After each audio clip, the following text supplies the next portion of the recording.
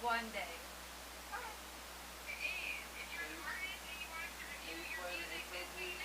SunLit, where are you from? Where are you from? Orange County. Oh, okay. I'm from Orange County, but I've lived in like everywhere. Oh, you got like a southern accent almost. Yeah, that's why I asked. North Dakota, North Carolina. Hit me, From the interviews to the news, what's your favorite tool? Straight out the trunk, they got what you want now. Catch your body, go to sleep, and when you brush your teeth, when you first wake up, turn the radio on. Straight out the trunk now. Straight out the trunk. You are now listening to Straight Out the Trunk. Put your seat back, turn your radio up. Straight out the trunk. You are now tuned in and you're rocking with the best. Straight out the trunk. Everybody tuned in, let me hear you say Straight out the trunk. Straight out the trunk. Straight out the trunk. Straight out the trunk. Straight out the trunk. Straight out the trunk. Straight out the trunk. Straight out the trunk.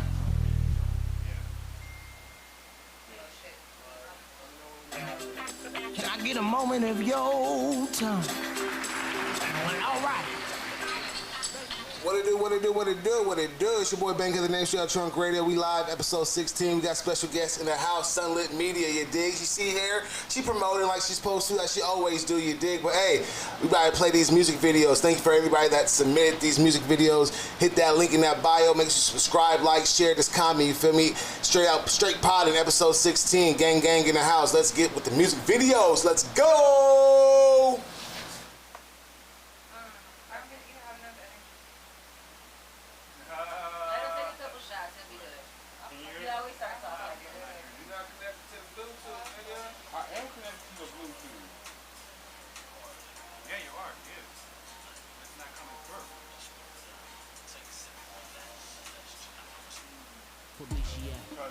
Let's set the mood for it like that. Come on, caress your soul, don't you like that? You know you like that.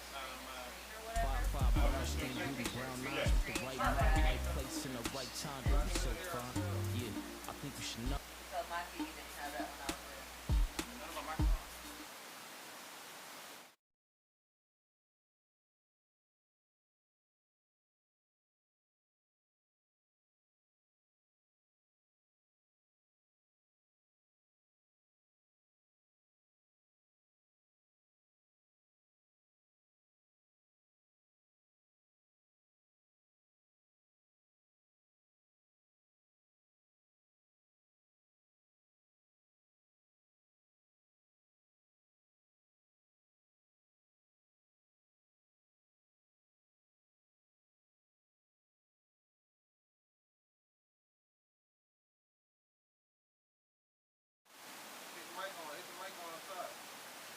But I like to make you smile. You got the type of glow that'll brighten me up. And I got the type of flow that be making you cuff. Look you in your eyes, can you feel the vibe? It's so smooth. It's so smooth. Bittersweet, but right for me and you. It's just right though. Fine like wine, I pour a glass for two. Girl, you over there looking mighty fine. Get the way tonight, let's set the mood. Let's set the mood. Catch a groove. Come on. Sipping Merlot. Pour you a glass, make the night last. Merlot. Yeah, I know you like that. Let's have a nightcap. Merlot. You got you feeling right. It's time to dim the lights. Merlot. You looking at me like that, girl. Captivated by your fragrance and the way your body be speaking my language. It's like we talking without communicating. Playing my songs, you can say I'm serenading. I know you tryna ease off the Hennessy, but don't trip, girl. You know I keep the remedy. Oh, I got it. Shoot right to your poom poom. Another glass, you'll be in tune soon. Make you wanna come in the boom room. You feel me? The way that dress hugging your curves got me all slurring my words. You know exactly what you doing. Little taste got you influenced. The bass and the melody keeping you moving. Innuendos hinting at you with info. Hip swaying, sing to the instrumental. I wanna do some things that I can't deny. Look you in your eyes, can you feel the vibe? It's so smooth. It's so smooth. Bittersweet, but right for me and you. It's a little bitter, but we get used to it. Fine like wine, I pour a glass for two. You know you fine too. Skip the way tonight, let's set the mood. I know you with it. Catch a groove. Come on. Sipping Merlot. Now I know you used to the Hennessy and the tequila, but Merlot's the mood tonight, baby. Don't be scared, don't be shy. Let's get a vibe. Sipping Merlot. Sip this Merlot, you know. Have you a glass or two. Merlot. Hey. Baby, let's take a minute. Hold up, wait.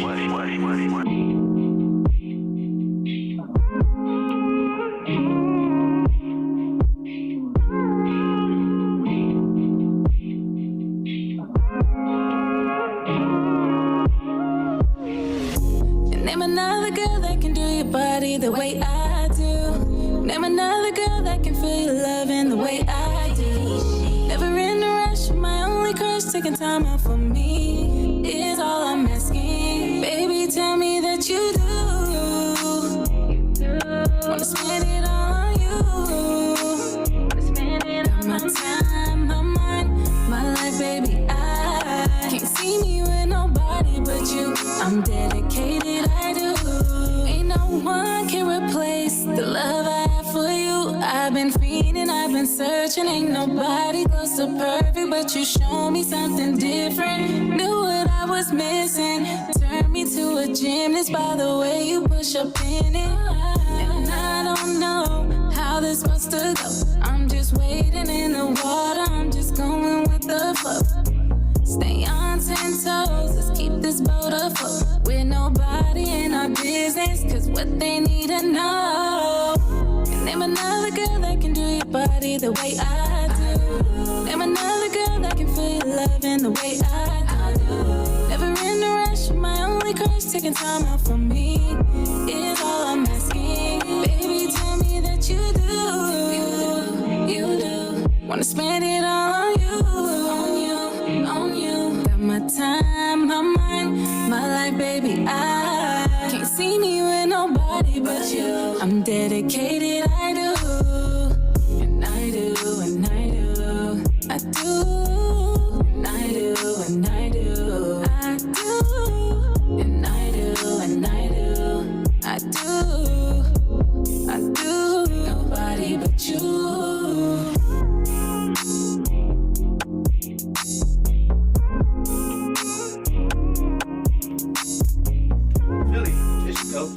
Come on, we gotta go. Proposal on my phone, I gotta get that back in. Come on, let's go. Engineer man, thank you for your service. I gotta get into a show. Come on, come on. Can I get a moment of your time? All right. Bankhead, I see you party. To create fair. From the interviews to the news to your favorite tunes, you cannot lose when you're tuned in to Straight Out the Trunk Radio. Hit me, From the interviews to the news.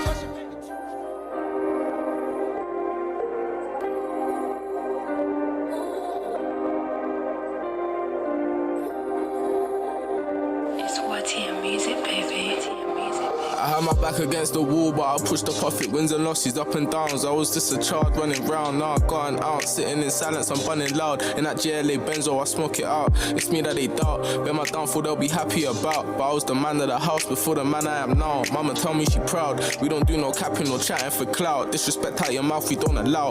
True, we sell that food fast, we got that fast food, it's in and out. I'm my old man because my old man was not around. It's a bedroom where it's going down, not the DMs. I'ma make that body Harlem, that's my TM. GG like that Jiang, you ain't a GM in the GT, getting speedy for that CM. Cash money I'm seeing, bitch, got a fit body I'm preying. It's foreigner pushing, no keying, believe it. You still from me, I got some dogs that will go and retrieve it. I've been a misfit, hardest in my district. You don't flip bricks, come out the T, nip slip. The system they fixed it, so you risk it for a stack, not a biscuit.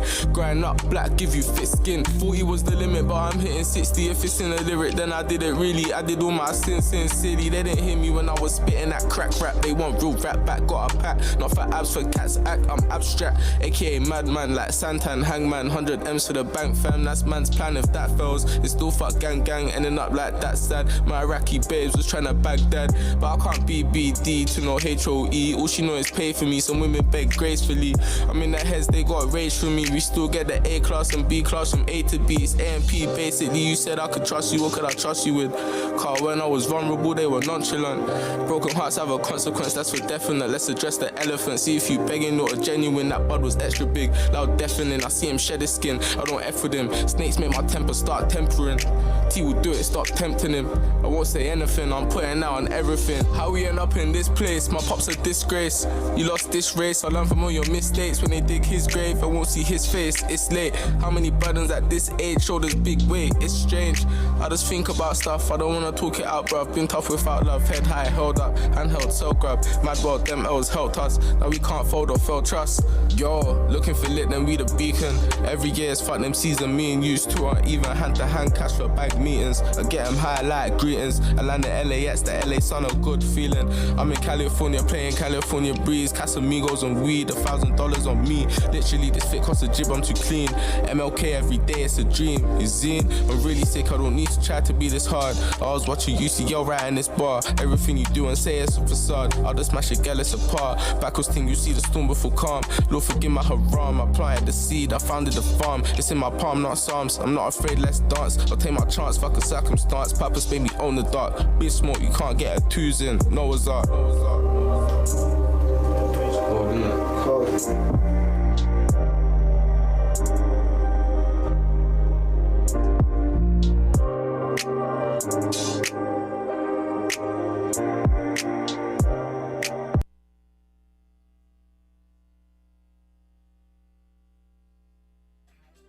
Can I get a moment of your time?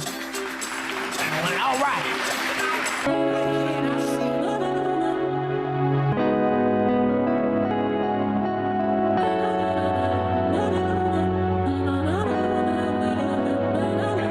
Still remember I had nothing, I want it all. Tell me that I'm something, even if I fall. When you down, they act like they cannot call. I was broke, I never had shit, spend it at the mall. I was broke, but I ran it all up. Told my mama watch me do it, I work hard, never luck. Lost my brother, I feel hurt, cause he fell to the drugs. Feel my grave, I ain't going, they can't lay where they dug. I was broke and I ain't had shit. Yeah, boy, you 12, you cannot add shit. Yeah, if I smoke with mama ashin'.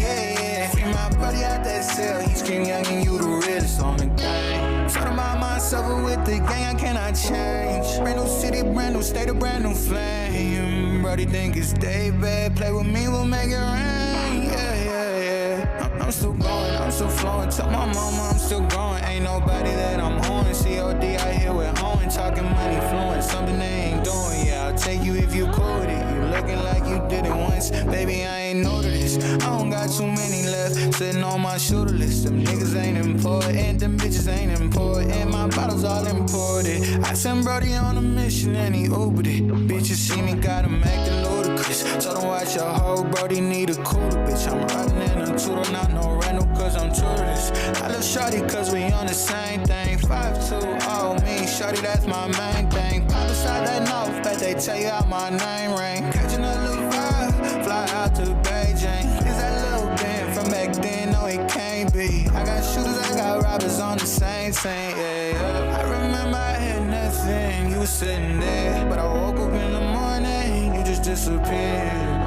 I know magic blow it back, you know, make it reappear, yeah. Still remember I had nothing, I want it all. Tell me that I'm something, even if I fall. When you down, they act like they cannot call. I was broke, I never had shit, spend it at the mall. I was broke, but I ran it all up. Told my mama watch me do it, I work hard, never luck. Lost my brother, I feel hurt, cause he fell to the drugs. Feel my grave, I ain't going, they can't lay where they dug. I was broke and I ain't had shit. Yeah, boy, you 12, you cannot add shit. Yeah, if I smoke with mama ashin'. Yeah, free my brother out that cell, he scream young and you the realest on the game. Hey, this sound like motherfucking 2019, baby youngin', what the fuck?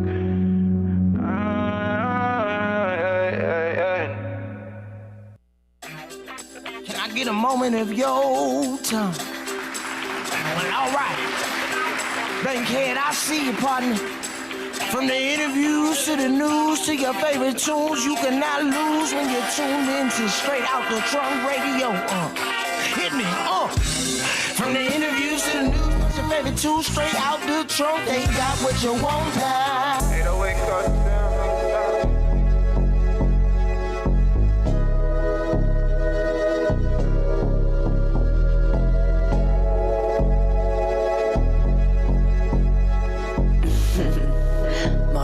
You a deadbeat. Yeah, I heard that them hoes can't stand me. Bitch wanna have me taste like candy. I heard hoes don't like me. Bitch don't like me. Bitch come bite me. Break bread, that entice me.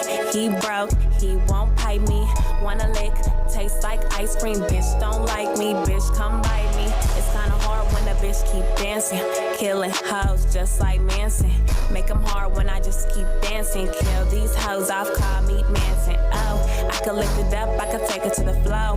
Real pretty face, but I'm looking at my toes. Looking real classy, shaking like a hoe. Got a cash at me, you know how it go. Oh, hoe so vexed, hoe so pressed. I just put my foot on neck and stay blessed. Even when a bitch feels stressed, just keep it all straight, keep my mind on next. They was talking real big, hoes get stretched. They was talking real bad, hoes get decked. You know Slim Rose don't play like that. I was with him, taught him how to go pay like that. Real bad beat building dynasty. Looking for a rich nigga as fly as me. Finance me, tell that nigga finance me. Type of shit that he do for the finest P. No regular baby, this designer P. Princess, don't ride the D. And I keep the gold touch, got the Midas P. Make an itty bitty nigga bow down to me. Making you feel it, making you need it. I'm on whatever you on. Then when you win it, I let you win it. You know I'm getting whatever I want. Tell me you love me, tell me you feel it. You know you like how I look on your arm. Tell me you peel it, tell me you need it. You know I'm breaking them off of my charm. And they said Slim next up. Young bitch bubbling like a 7-Up. Nip Huss at first, better double up. Then June said next, bring your numbers up. Baby is dripping, ice got me creaming. He is a fiend for this dream and I mean it. She get him steaming, claiming they hate me, but I think they really just wanna come eat it. Yeah, I heard that them hoes can't stand me. Bitch wanna have me taste like candy. I heard hoes don't like me. Bitch don't like me. Bitch come bite me. Break bread, that entice me. He broke, he won't pipe me.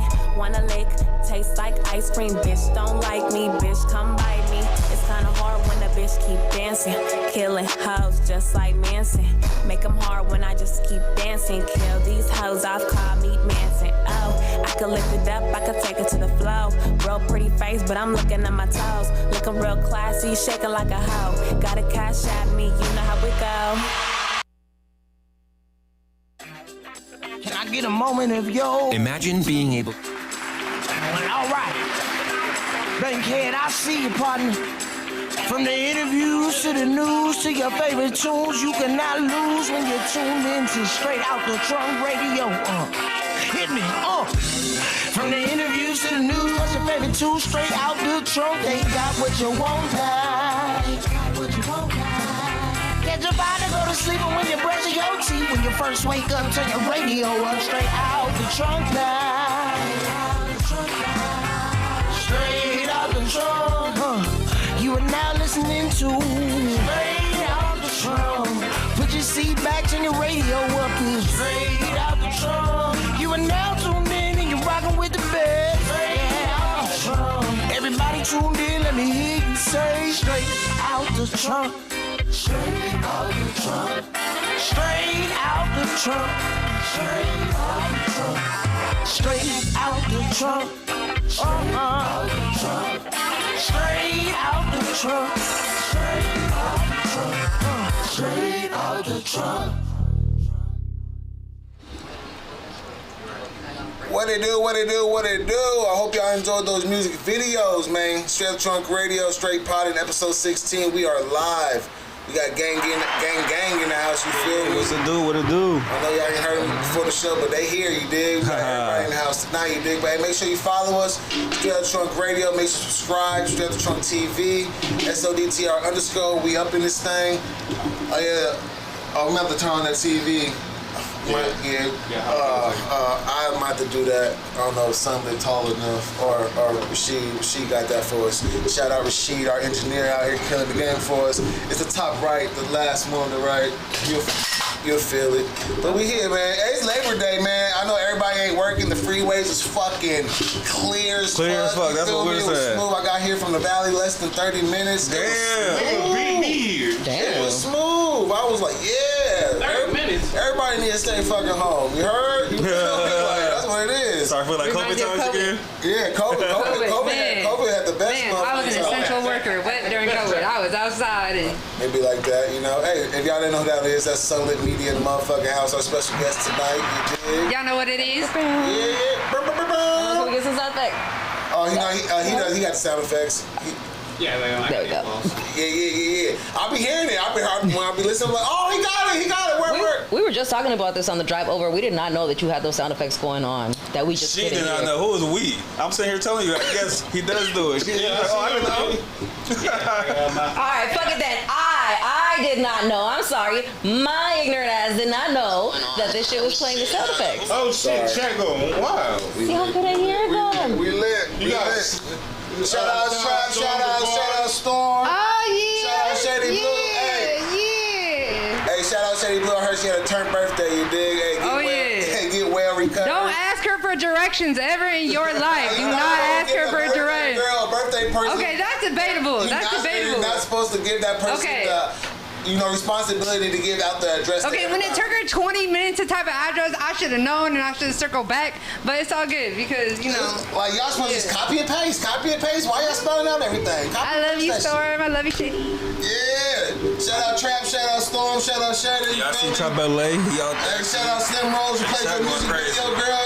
That shit going up right now. You feel me? Ozzy Too Nice. What it do, my nigga? You feel me? Yeah, we here. Gang in the house. It's Labor Day. You feel me? Hey, so chat. So, what did y'all think about those music videos? Give us a response in the chat while we talk about it real quick. What did you think about those videos we just played? A couple of them was pretty fire. That London nigga, he too. Hold on, I forgot his name. He was too long. That video was too long. His name is YTNT. He from London. He got bars. It's just too much. Yeah, the beat was too slow to be too focused on the bars. It was like we had to concentrate on one thing or the other, and the beat was outweighing the bars, and it had us a little slow. But the song overall, we know you can rap, nigga. You can rap. Yeah, facts. Shout out my man. We started the show with my man Boomer. Did it with Merlo, and that shit. That was more like a music video. It's a long music video, but that's Boomer though. You feel me? Boomer comes from that era where 3:30 to a 4-minute song, you know. So it's not like the new age where it's a minute 30 to 2 minutes. He made a whole beat on a fucking keyboard. Hey, that's what Look, so we need to start breaking that old norm of 2-minute videos. It's okay to have 2.5-minute videos every now and then, but once we start getting to that creative stage of actually being an artist, then we should be able to get songs that have a chorus, another verse, a hook. You know, like we need that. Give us that 3 minutes. Give us those 3 verses. Give us those choruses. Give us a hook. Some of y'all don't even know what the fuck a hook is. You know, a bridge, something like that. You know, if you don't know, you're really not in that space yet, and that's why you're still doing 2-minute and 30-second songs. Understandable. But I'm not gonna put it down. But yeah, that video was kind of long. It is. I'm wrapping up and let y'all know that one was kind of long. But Boomer, he be doing his shit. Yeah, we play 6 videos, man. So continue sending your links into the DM. I think I might have to create an email so it could be more organized and shit like that. So I don't have to go stroll through DMs because I be sending out through 100 DMs a day type shit. So shout out Killer Twan. Yeah, so we in this thing, man. It's gonna have a good time, man. Labor Day. Crazy. Labor Day. Did y'all have any barbecue? I was barbecuing. You was, but did you eat any of your barbecue? I wasn't able to eat it, but I'll be able to eat it when I get back home. When you get back to the crib, okay. Sam barbecued yesterday, so I got some like barbecue. What you had? Y'all barbecue? Snakes, BTW over there? Mexicans don't celebrate Labor Day. What's that? What? I said Mexicans don't really celebrate Labor Day. I didn't know that. It's a day off. That's what we all got drunk on Sunday. Yeah, we all got drunk on Sunday last night. So y'all still get up and work today? Yeah, we did. Yeah. Well, we're here. We working now too. I'm technically off anyway, so it's like we We woke up at like 7:30 to get started on the car to get some car parts for the car. Oh yeah. Well, she get the car parts for the car. I'm just her assistant mechanic. She do all the work. And then from there we went and started hitting the streets making money. And then we worked. Yes, we worked today. I worked too. I'm just saying, you feel me? I got my ass up like a regular motherfucking Monday. Yeah, I was letting her know. I was like, black people use this as another excuse to, go up. Like, we don't throw parties. We invite family. Like, it's not a, hey, everybody invited type of thing on Labor Day. It's a, hey, the family and close friends is invited, but we finna still party up a little bit, do a barbecue, shit like that. That's what we do. Like, what did you guys do? This is Shady. Shady's grandma cooked. Shady. Oh! That looks some Shady's good barbecue, granny, yeah. Hey, that's like a Shady invited me over, but She didn't invite me over, but you know yesterday I had some barbecue. My mom's church barbecued after, you feel me? And she brought some to the crib. I went through her little leftover shit, and I was like, all right, church barbecue winning. Usually church barbecue ribs used to be like fat and meaty, but these was actually falling off the bone type shit. They ain't. Oh, they had somebody. They not Kirby Kitchen though. They ain't Kirby Kitchen, but where do you guys go when you want ribs? Like when you want some barbecue, or you? I'm not like a rib type of person. Okay, so Woody, so you're going to Inglewood? Nah, right here on Crenshaw. Yeah, that Woody's. To be honest, I'm not a barbecue. I don't really fuck with. Yeah. Like I eat barbecue, but it's only on a holiday. Like I'm not a nigga that's gonna be like, I'm craving barbecue. Let's go to Woody's or let's go somewhere. I'm not that type of person. If you're a nigga in LA, you going to Woody's. What's up? On a random Tuesday, you be like, damn, I want some barbecue. You wanna go get some? I'm not that type of person. I'm like, 4th of July coming, Labor Day coming. Yeah, I'm good. Give me some barbecue, my nigga. That's when you eat barbecue. Where you going? So he's not going nowhere. So I haven't really found a barbecue spot here in Cali. When I lived in North Carolina, they have some barbecue out there, but I'm not really like a barbecue person out here. But Shady's granny cooks fire barbecue, but that's about it. But there's a spot right outside the tribe in Inglewood. I'm not sure what it is, but like every time I walk out of that spot, it smells busted. Busted. Yeah, that's it. Is it Woody's? Yeah, I haven't been, but you can smell it from tribe. Yeah, you can smell it from inside. I'm like, I love driving down to La Brea just for that right there, just to get that whiff. I remember because we had that same reaction when we pulled up to the tribe, and like as soon as we pulled up, made that little U-turn, we're like, yeah, on God. That's hey, Chad, what are y'all eating at? Where y'all barbecue spots at? Let us know. She loves tacos. Okay. So for us, we even my we do what you call it. So my pops, he started off at Bledsoe's. He's one of the main people that used to make the barbecue sauce and the people that actually seasoned the meat and did the barbecue on Bledsoe's when they first opened up, when they were originally right here off Vermont. And I think Vermont and like Fig or something like that, or Norman. It was one of those areas. And then they moved to Compton. He was still with them there too. And then he moved over to Barbecue Chef, and shout out Chef Rose and Barbecue Chef. She's a pop-up barbecue spot now, but I'm talking about from the beans to the pies to whatever you talking about, everything. Wings. Yes. That's where we go for barbecue. Some fire barbecue. Who else? Bootsy's barbecue. I've been hearing about Bootsy's. I haven't tried it though. Bootsy's barbecue is fire. I never heard. When I went to We Grow Late, he was catering there. You know who has some great barbecue that I actually don't know their name, but it would be great to know? I'm lying. Shout out We Grow LA. Yeah. Okay. Yeah, that shit is fire. And he was at Slicks for I think it was TF, or it could have been for Russell. Or it could have been for Daisy and La Russell. He was at Slicks for multiple times. He be outside. So shout out Bootsy Barbecue. Yeah, he be grinding. You feel me? He be grinding and that shit fire. Yes, I lied. I had it. Yeah, it's fire. But other than that, I'm not a barbecue person. Like I said, I'm only eating that shit on the holidays. I'm not a random Tuesday. Let's go get some barbecue, my nigga. I was never high, intoxicated. Like, ooh, let's go get some barbecue. That's too messy. Yeah, I'm like a Taco Bell type of person. That's one thing I can. My nigga. Taco Bell. If y'all don't know me, y'all know Taco Bell looking for a sponsorship. Hey, like, go get that $7 box. Man. I'm like a Mountain Dew. Like I love soda, so Mountain Dew like not a lot of fast food places have soda. You feel me? So like Mountain Dew. So I just y'all know. I think Baja Blast is. Oh, go ahead. No, you finish because mine gonna lead off what you saying. I think Baja Blast is exclusive to Taco Bell, isn't it? Like, no, I get the regular Mountain Dew. I get the regular Mountain Dew. No, it's not exclusive, but I want to say Mountain Dew has cocaine in it. Taco Bell needs to give a little bit of percentage over to Mountain Taco Bell because we wouldn't be on Baja Blast if it wasn't for Taco Bell. Baja Blast. Give them that percentage, Baja Blast. Let's get Taco Bell and flowers. What? Taco Bell, man. Taco Bell, I think only serves Mountain Dew. Like they the only one that has Mountain Dew. Kitchen corner barbecue. No, a lot of people just serve like a regular Mountain Dew. Oh, Kitchen Corner? I've never had it, but I heard of it. Yeah, that's Kitchen Corner fire. I know I had it, so Yeah, it's a kitchen corner. Hey, there was a Bootsy. I don't know how true this is. When I was probably like 11, 12, one of my neighbors said if you drink a lot of Mountain Dew before you have sex, you won't have to wear a condom. And it kills like your sperm cells. Well, yeah, they used to tell us that. That's a very alarming thing to say. Yeah, they said like. I don't know if I would trust that So the thing is, I used to see my neighbor every time he's about to take something down. He'll be walking home with 2 big ass sleepers. I'm about to go wrong. He's like. The Maury Show needs to sponsor Mountain Dew. That's what the Maury Show needs to do. I was like, for real? I never want to Did tell you say Maury should sponsor Mountain Dew? Yeah, I'm good. I believe it because I heard a few stories. Now I got a bottle of Mountain Dew. Want to not be the father? On God. Yeah, see? On God. It's saying new that thing. Mountain Dew was like something that the parents used to get the kids before they went to the what is it, the county building, so they kids can seem like that they special. Oh, and got some type of. So that's what they. That sounds like antifreeze.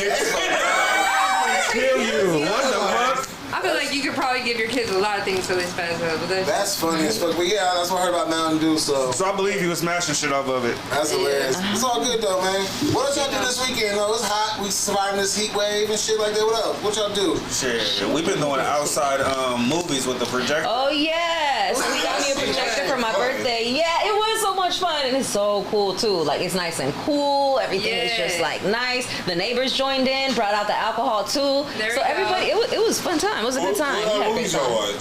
So last night it was Coco. Okay. Yeah. Children's movies. Well, yeah. Also, yeah. Well, they're children's music, but it's classic, so it's like everybody to fuck with it. Like last time we did Coco, and people with him and his Mexican. So. Yeah. Coco with the grandma come back from life, but with the band. Yeah, exactly. Oh, I know which one you're talking about now. Okay. It's like more animation. Yeah. Yeah, okay. I watched without my niece. And then the one we watched. She put this on to me. I didn't mean to watch that shit. I really want to go to a drive-in movie. Like I've been itching to go to a drive-in movie. Man, create your own. You know what? I have a projector, but just where I'm at right now, that neighborhood, not really like the neighborhood to do it. Like it's just. There's a. If we can do it here, that'd be lit. But I just don't know. Yeah. No, we're not hanging out outside of here. That's my neck of the woods. Nah, it's okay. Yeah, I haven't been there. I used to have some at the compound. Those would be lit. One mic. Was lit. Oh yes. Because Doug, they only hear half of your conversation because he don't got a mic. And then they don't hear you at all, so no one knows what you're talking about. What you saying, Red Eye? Oh, there's a theater in Paramount that has a drive-thru attached to it. The Beyonce Theater. Mm-hmm. But I don't know if it's still there because last time I went. There's one in Paramount and then there's one in Riverside off of Van Buren. Yeah, the Riverside. We didn't. Last time I went, No, we didn't go in. We ended up going to one in like Westminster. It's like how to purchase one. You just gotta buy a lot. You gotta buy some land. You know what? That's crazy. Idea. No, because one day I was smoking. I was like, man, I want to do a drive-in theater. Like now you can do that and smoke and get like SunLit. and have girls, on fucking skates and shit, rollerblading, getting popcorn to your shit. Oh, he got the whole 50s feel. I love that. Such a high thought. Like you think of the best ideas. Like, that's great. Yeah. Let's put it together. You know that lot that's over there on I think it's First and. Hey, we talk about this off air. We ain't gonna talk about it now. Like Sneak said, we don't see ideas out of motherfucking air. You heard? Niggas do be selling ideas. Next week we movie night. We got the proof that we said it first. That don't mean shit. Y'all heard it here first. I really don't. Yeah, we gonna do that shit though. So yeah, I got faded this weekend. I had Shady's birthday celebration. If y'all don't know, Shady Blue, one of the artists I work with. We went to the jungle in Hollywood. I was working while I was, shooting. So we shot a music video. I did photos. I was like, I'll come around, take a shot, take a hit, walk around, do photos, come back, take a shot, take a hit. It It was a blast. And then we went to afterwards. Saw the baby was in town, so we went to Ontario. And that's when we were driving to the charging station. And that's when I had Shady text the 2 cars in back of us the address, and she put an address in Hollywood. And when we got to the charging station, everyone was still in Hollywood. We're like, what the hell? That's why you just copy and paste. That's why you copy and paste. That's why you just copy and paste. Oh God. Hey. But yeah, it was fun. And then Sunday, I just don't recover like I used to. Like I would sleep. I would sleep all day. I was just like, I got home at 5 a.m. I was just sleep. You out here in the streets working, so you gotta let that. You gotta listen to that body and be like, rest. Especially if you're drinking and driving and partying and. Don't drink. Nobody's drinking and driving. What are you talking about, Bankhead? No. Damn. Yeah. Why are you trying to put that on? For real, like nobody said nothing about drinking and driving. What does the chat do this weekend? Come on, jump in this. What y'all do? Because it's been a long weekend. A lot of people been working. It's been a lot of festivals. Lady was with me. It's been a lot of festivals. There's been a lot of concerts. There's been a lot of everything been going on this weekend. The No Label 10th anniversary concert. That shit was lit. Hey, I gotta give a shout out to Popsky from Underground. You feel me? Because he got a booth out there, and he was and he was one of the main media people for the whole festival, and he got to perform on the main stage. You know, like they didn't put him to the side stage or nothing like that. They gave him the main motherfucking stage, and just to see that, shout out Popsky, shout out Caleb for real. You feel me? Shout out Phoenix Flexing, Bravo the Bag Chase still was up in that motherfucker. I heard he shut that shit down. Bravo the Bag Chase. Yeah. People climbed the barricade. Yeah. Shout out Enos for putting that shit together. Always putting on some dope shows, some really cool tours. It's great for him to be throwing a show over here at home. He was out there. He was doing his thing. Shout out to Zoe Simon. Check that out. Mr. But on the Nobody real, out now.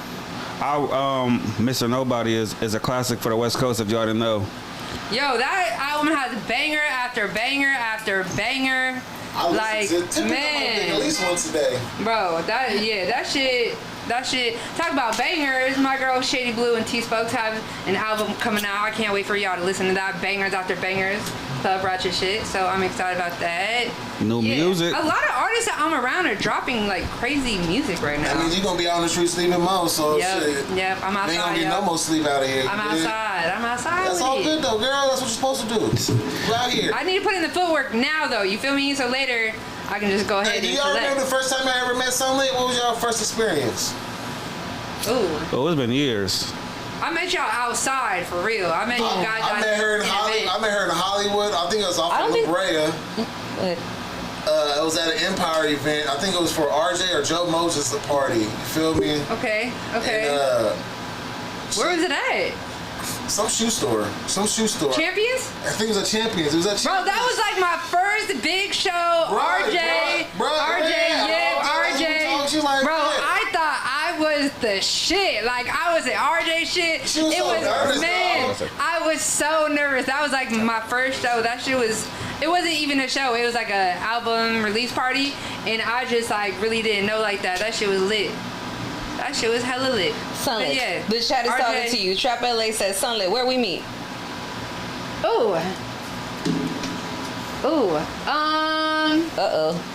Where did I meet Trap?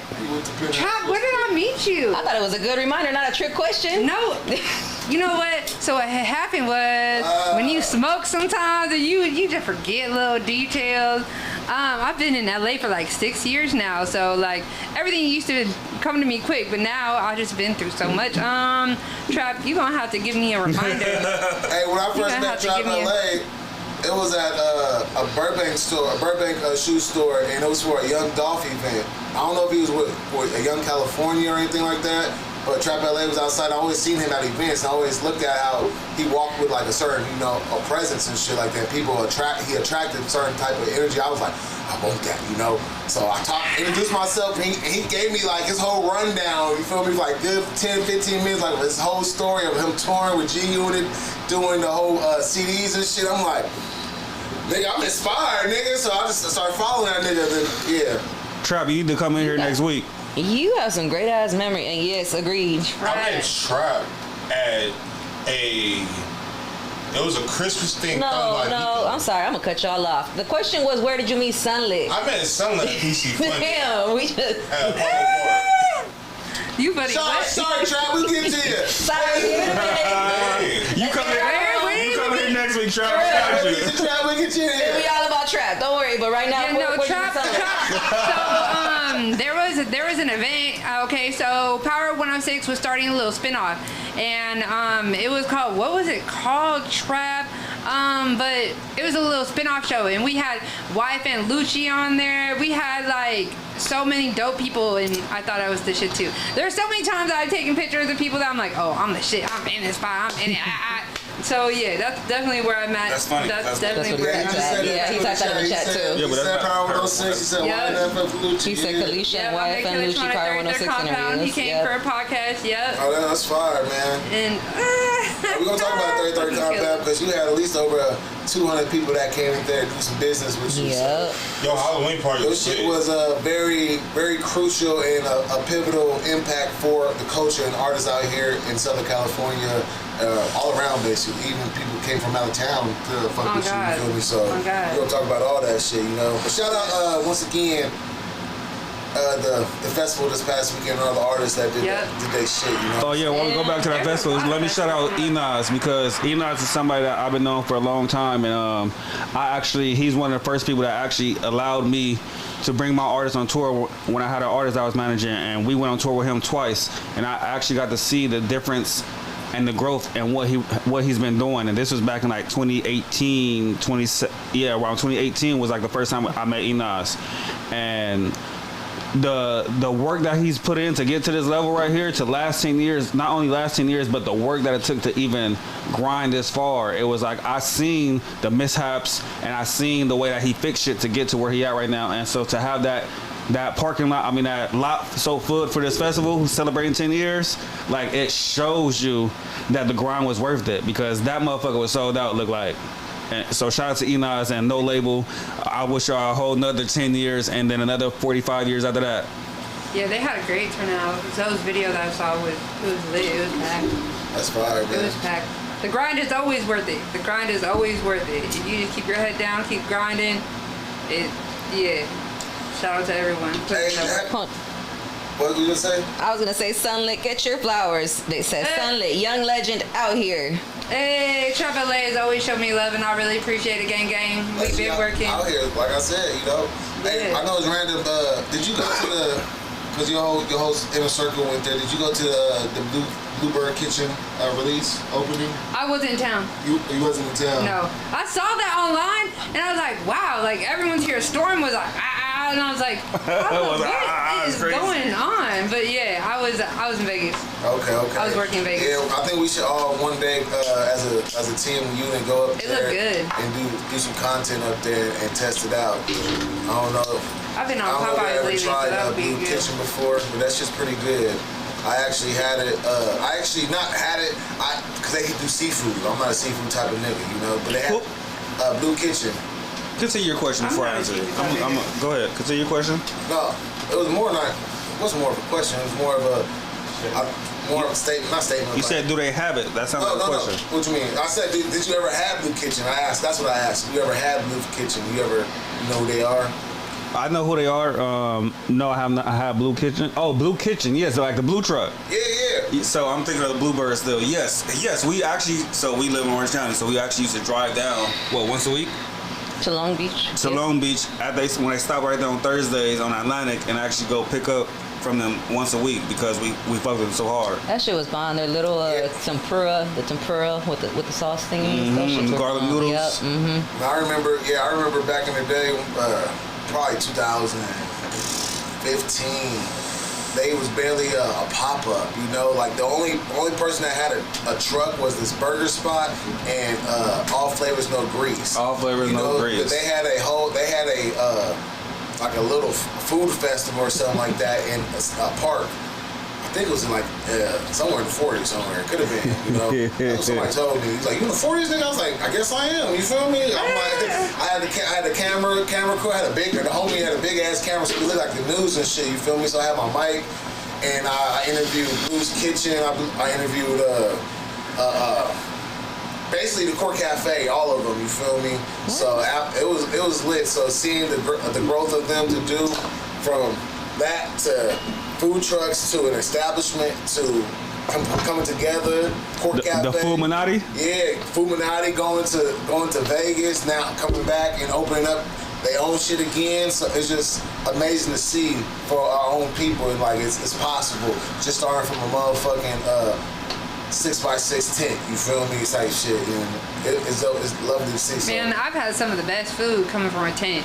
Like just a little no names that don't have places that, man, I will follow little tents and food trucks around everywhere. Shout out to the Fulminati and the movement that they created for food trucks, because at that time you was seeing a lot of unity, and that unity was amongst like artists, you know, labels, motorcycle clubs. So to see it come with the food industry, it was like, okay, this is hard. So shout out to them, Fulminati. Are we getting into Free Game Elegy, or you want to shoot another music video? What y'all up to? What y'all want to do? Show the people a new music video. Which one's ready? If you're gonna do a music video, I could shout this person out. You feel me? If you want to do a music video, let me know. But or is Free Game ready? You already know Ellie always ready when it comes to the free game, so you ain't gotta worry about that. Hold up before what we got for Free Game this week? What we got? Speaking of performances and no label shows.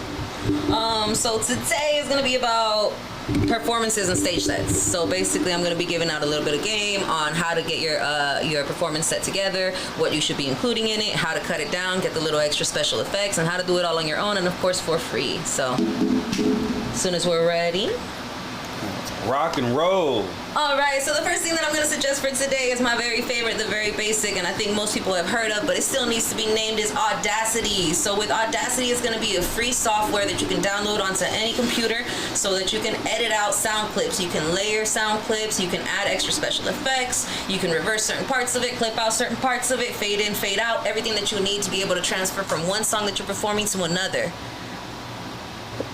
Now, if you want to get a little more professional, you don't really like Audacity, you know, you kind of want to get, okay, I want to do something a little bit more, want to be able to do more effects, or I want to be able to edit a larger clip, you can always use Adobe Creative Cloud. Now, the reason that I give that as my backup is because it's not technically free, but if you want to go ahead and get the free trial, there's a couple ways you can do that. So you can go ahead and get a free trial for Teams, and that's going to allow you to take the free trial for 14 days. So you get to try that out for 2 weeks before you decide if you want to go ahead and try out the monthly payment, which is as low as I think $22 for Premiere Pro.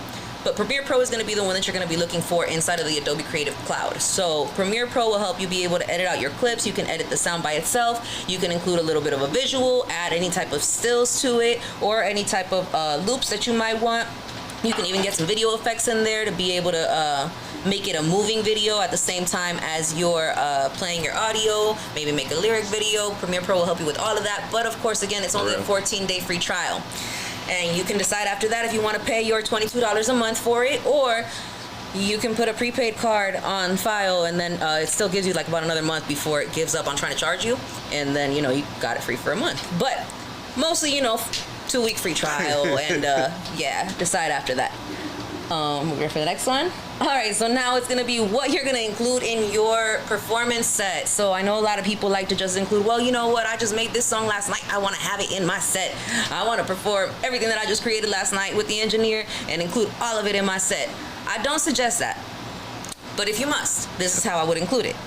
The song that I would start with for number one would be what you can do. So show something that will show versatility. Like, let's say that you're like a very upbeat, a very I don't know, let's say aggressive rapper, and you got something that's a little bit more slowed down, or a little bit more conscious, or just a little bit more on a smooth level, something that the people can vibe with, as opposed to, you know, be blasting in their car.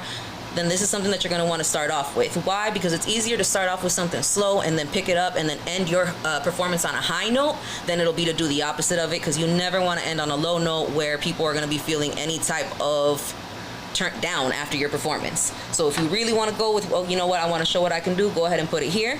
For number two, I would show what's new. For what you can do is your versatility. For number two, I would put what's new. So that's if you just wrote something and you want to, you know what, You want to give it a trial. You want to see how it's going to be interacting with the crowd. You want to see how the crowd receives it. You want to see if you're going to get a bunch of people vibing to it, or if everybody's going to start laughing and walking away during that part. This is where you can put that in, because it still gives you enough time to get them back with number 3 and number 4. Number 3 is going to be what they know. So this isn't going to be your biggest hit. This is just going to be something that you know is a tried and true. The crowd is going to know. They're going to recognize it. They're going to go, oh, that's the artist. Oh, yeah. No, I know that song. Okay, I know who he is now. That one. And then you can go ahead and follow it up, end it with what they love. What they love is going to be that song that everybody knows, everybody vibes, so everybody's going to be standing up, coming right back to the stage. If you lost them on number 2, they're going to be coming back on number 4, and this is the one that you're going to be leaving them on a high note, so they know exactly who you are, and they know that they got to pay attention and follow you at the end of your set, because you should be giving your outro where you tell them where to follow you on all platforms. And that's going to be number 4 for your section. Now, all of these can be somewhere between 1 and 2 minute clips, depending on how long your stage set is. If you have something a little bit shorter, 4 to 5 minutes, try to include your best minute. So if it's a 3-minute song and you got 2 verses on it, but you know verse 1 is harder than verse 2, or verse 2 is harder than verse 1, use your hook, get your best verse, play the hook again, fade out, do some type of an effect, fade back in, next song, rinse and repeat. Do that for all 4 songs, and you should get something in between 4 to 8 minutes, depending on how long you use from each song. Now, for the next one, don't play the whole song, except for the best one. Play that shit. And the reason why is because the best one from beginning to end has been already the one that's tried and true, that you know everybody fucks with, that you know from the beginning to the end, they're going to be sitting here vibing with it, nodding their head to it, being in the crowd with it. Might even ask you to play it again. If the crowd is asking for it, by all means, play it all, include it all. If you want to use 1 minute of all the other songs and you want to use all 3 minutes on that song, do that. But make sure that you're gauging what it is that the crowd is going to be vibing with. And outside of that, everything else that you're trying out, maybe like the new songs that you want to just kind of try out and test the waters, don't do more than a minute. And now for the final part, if you want to get a little bit fancy, let's say that you're like, okay, I want my stage set, but I don't have a DJ and I can't pay a DJ, but I want it to sound like a DJ sitting back here spinning it and mixing it and doing some type of effects and reversing it and doing all that. You can go ahead and add sound effects. So like I was telling you, both with Audacity and with Adobe Premiere Pro, you can add layered audio. So if you have your first song fade out, fade in between that, you do a different layer of audio, and then that's where you can add the special effects, such as the DJ scratches or any type of like any sounds that you want to use. Can I get that? So what there was one more slide before that, but all right. So it's okay. So what I use is freesound.org. So that's the one that you see right here on the screen. It's easy to use. You sign up. You do have to sign up and confirm your email, but outside of that, it doesn't ask for any credit card information. You don't got to link it to Apple Pay. It's nothing like that. And it includes absolutely free to use sound effects that you're not going to get copywritten for. So you just go ahead and find the one. Here I put DJ sounds. I found any random one, clicked on it. I was able to download it. And then once I added it to my phone, easily airdrop to the computer, and I can put it on, drag it as a sound file onto Audacity, onto Premiere Pro, or any other sound program that you want to use. All of this for absolute free.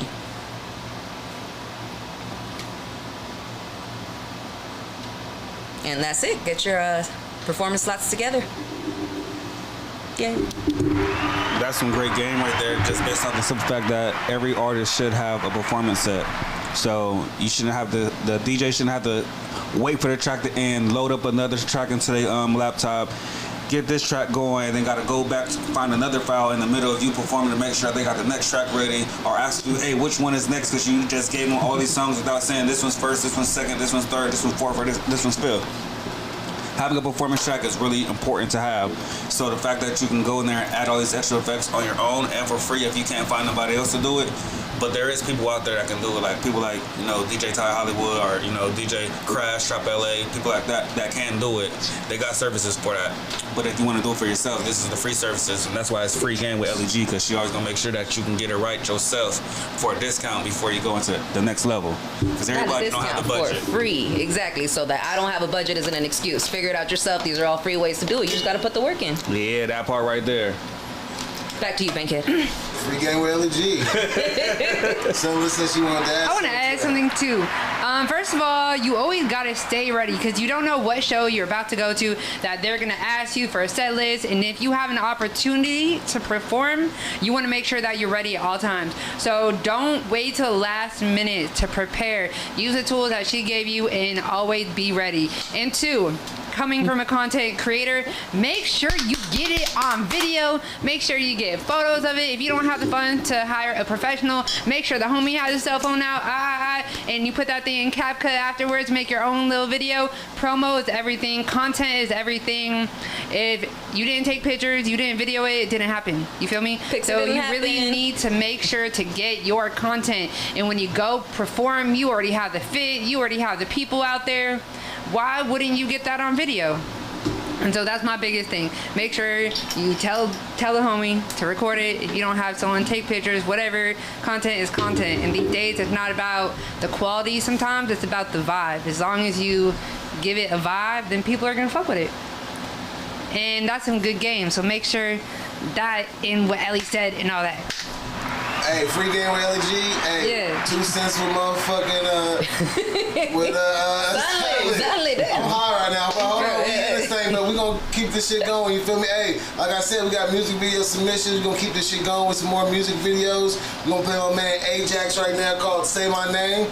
We gonna keep it going. Then after that, we gonna get to know SunLit a little more. You dig? So hey, stay tuned. Trunk Radio. Stay tuned in this thing. You feel me? We here. Yeah. Go.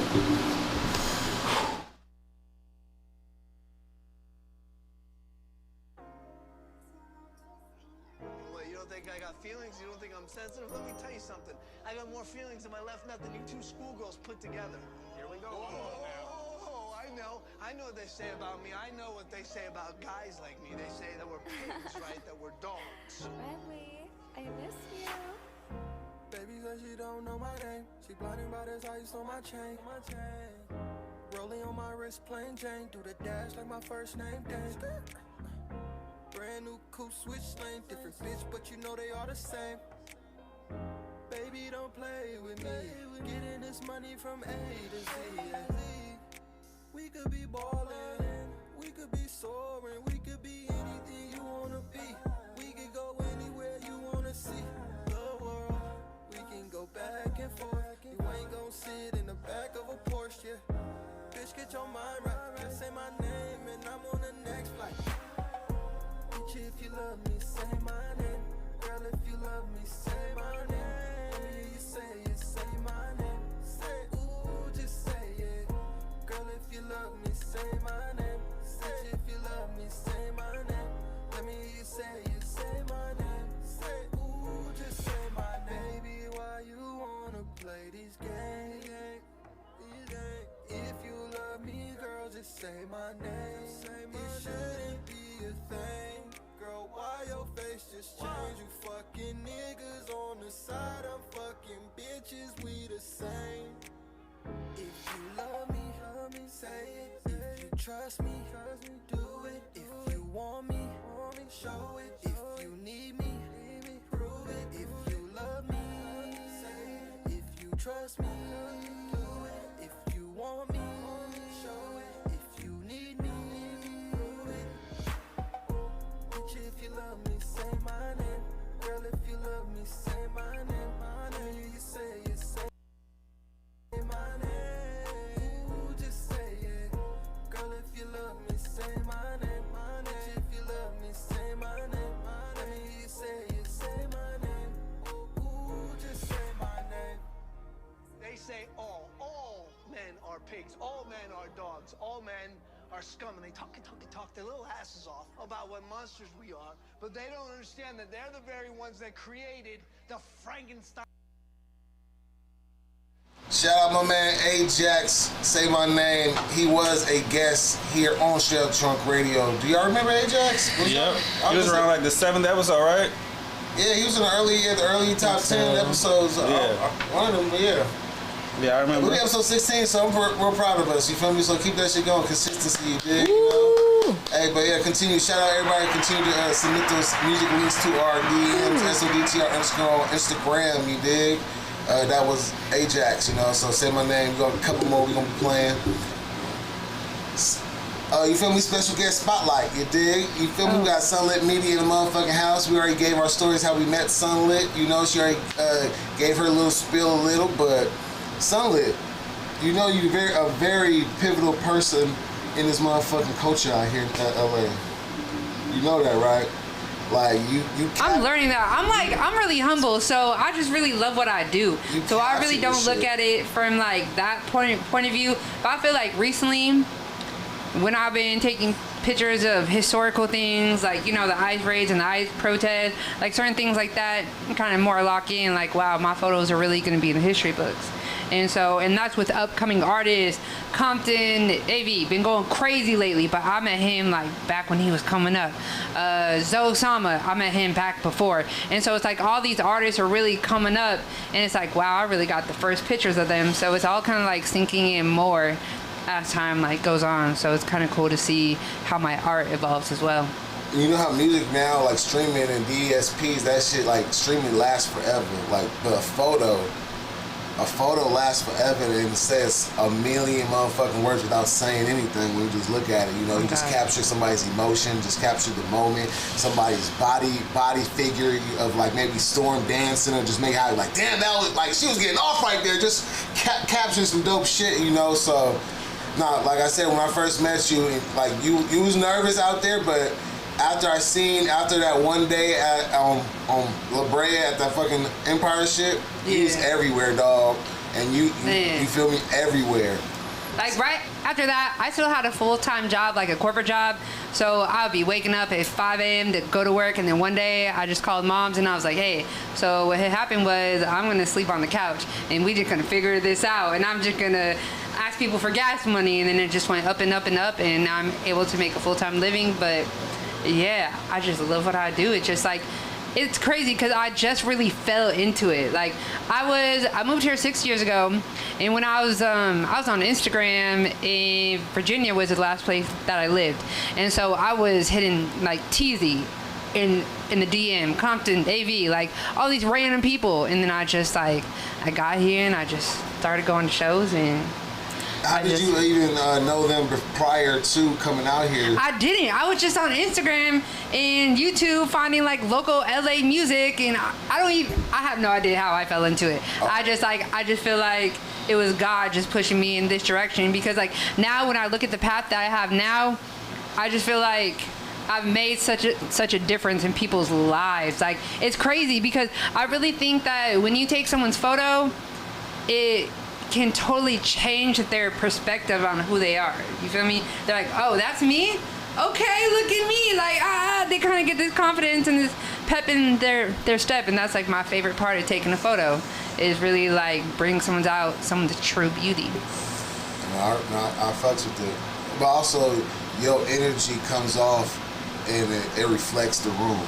So like when every room you come in, you like brighten up the room and the energy of the artist. They might be some hardcore gangster type niggas, but your energy is not like it soften them up a little, you know? It does. Like, it's crazy. It's crazy. Soften them up a little, and it's like they welcome you into their lives, and it's like, I'm like, how does a white girl from Virginia over here just doing the best? It's so dope to see, though. It's so dope to see. So I'm actually from Orange County, and then I moved to Virginia, but I moved to VA, I moved to North Carolina, I moved to Wyoming. I moved a lot of places where I feel like it's just made me really like well-rounded and open-minded. You feel me? So now when I meet so many different people, it's like I just have such a wide background now that it's like easy to converse and just get to know someone based on who they are. So it makes it easy. And plus, like, when I take photos and video, if you're comfortable, then the content comes out better. If you're stiff, I'm like, then people are stiff. So it's like,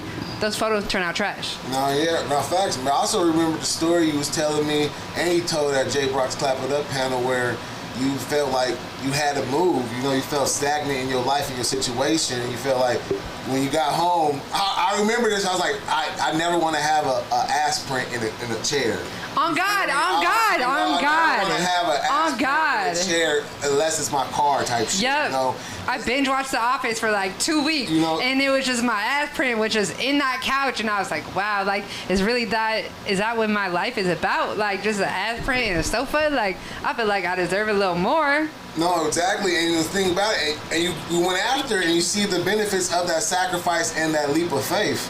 And you coming back out here and pursuing what you wanted to do, basically. I didn't know anyone in LA, y'all. All the people I knew like a couple people in Orange County, but I got married like right when I was 19. So I didn't really have like 20s at all. So I didn't know anybody in LA.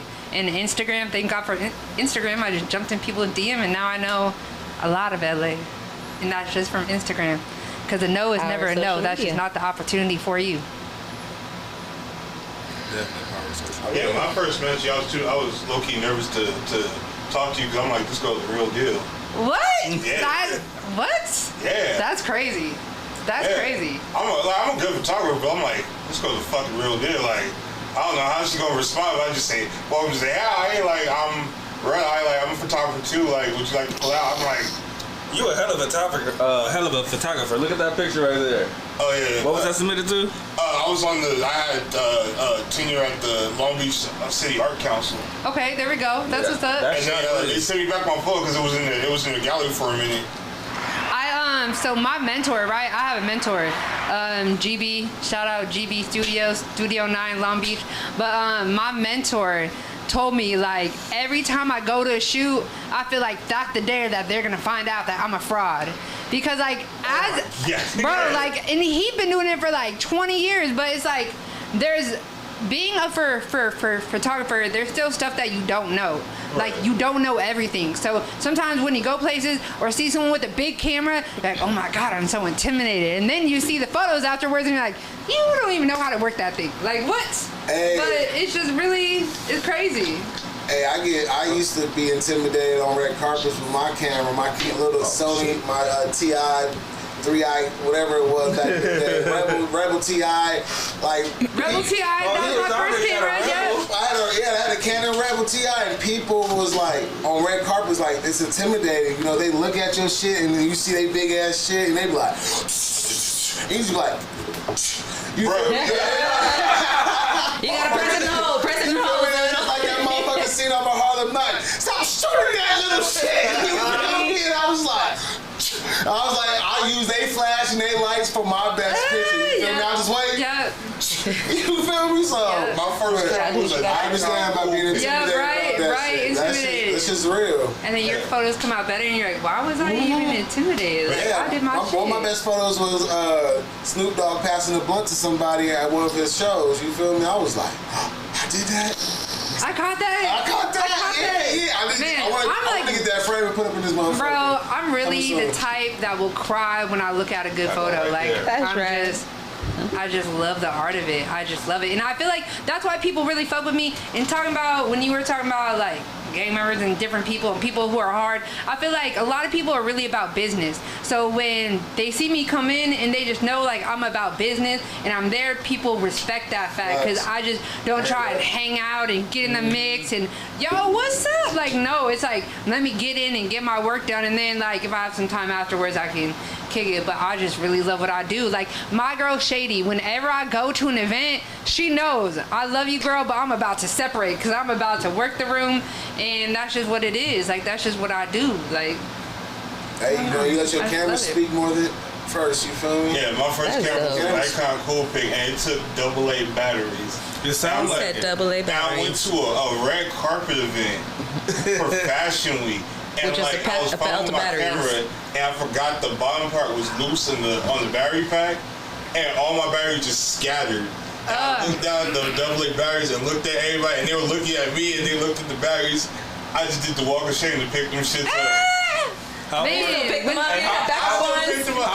far did they roll? They rolled all the way onto the carpet side to hop over the velvet rope and get them. But it's like, I came out fucking winning because I had some good ass fucking photos.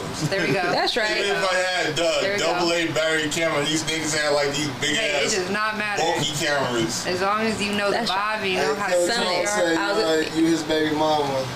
Killatron, stop playing with me. Stop playing. Killatron, that's the only one you decided to point out. He also said SunLit the truth. That's a real one. No, I read Shady Blue's last comment. And I went to the first crazy thing he said. Shady Blue also said SunLit a real artist. Oh, she a real artist? Yeah, she gets straight to it. See, there's people over here giving her flowers. You want to go straight for the baby mama comment. Damn.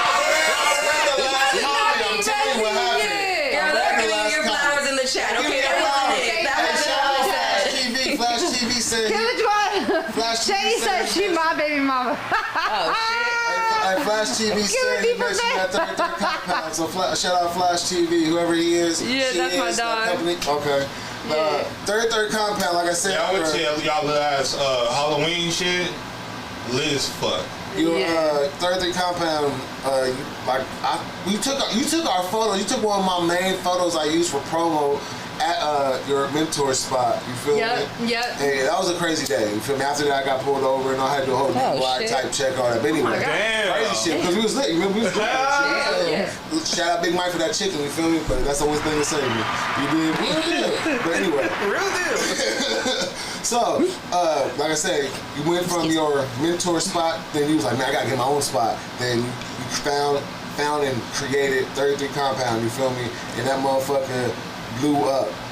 Like I said, you probably had over 200 artists there to come in there to create some content, to be artists, photo shoots, video shoots, parties, events, rap battles type shit, you know? So, rap battle, you know, so, like, can you talk about that experience and, like, your mindset of that and what's coming up next? Because I know that was shut down. You shut it down to revamp, and what's next?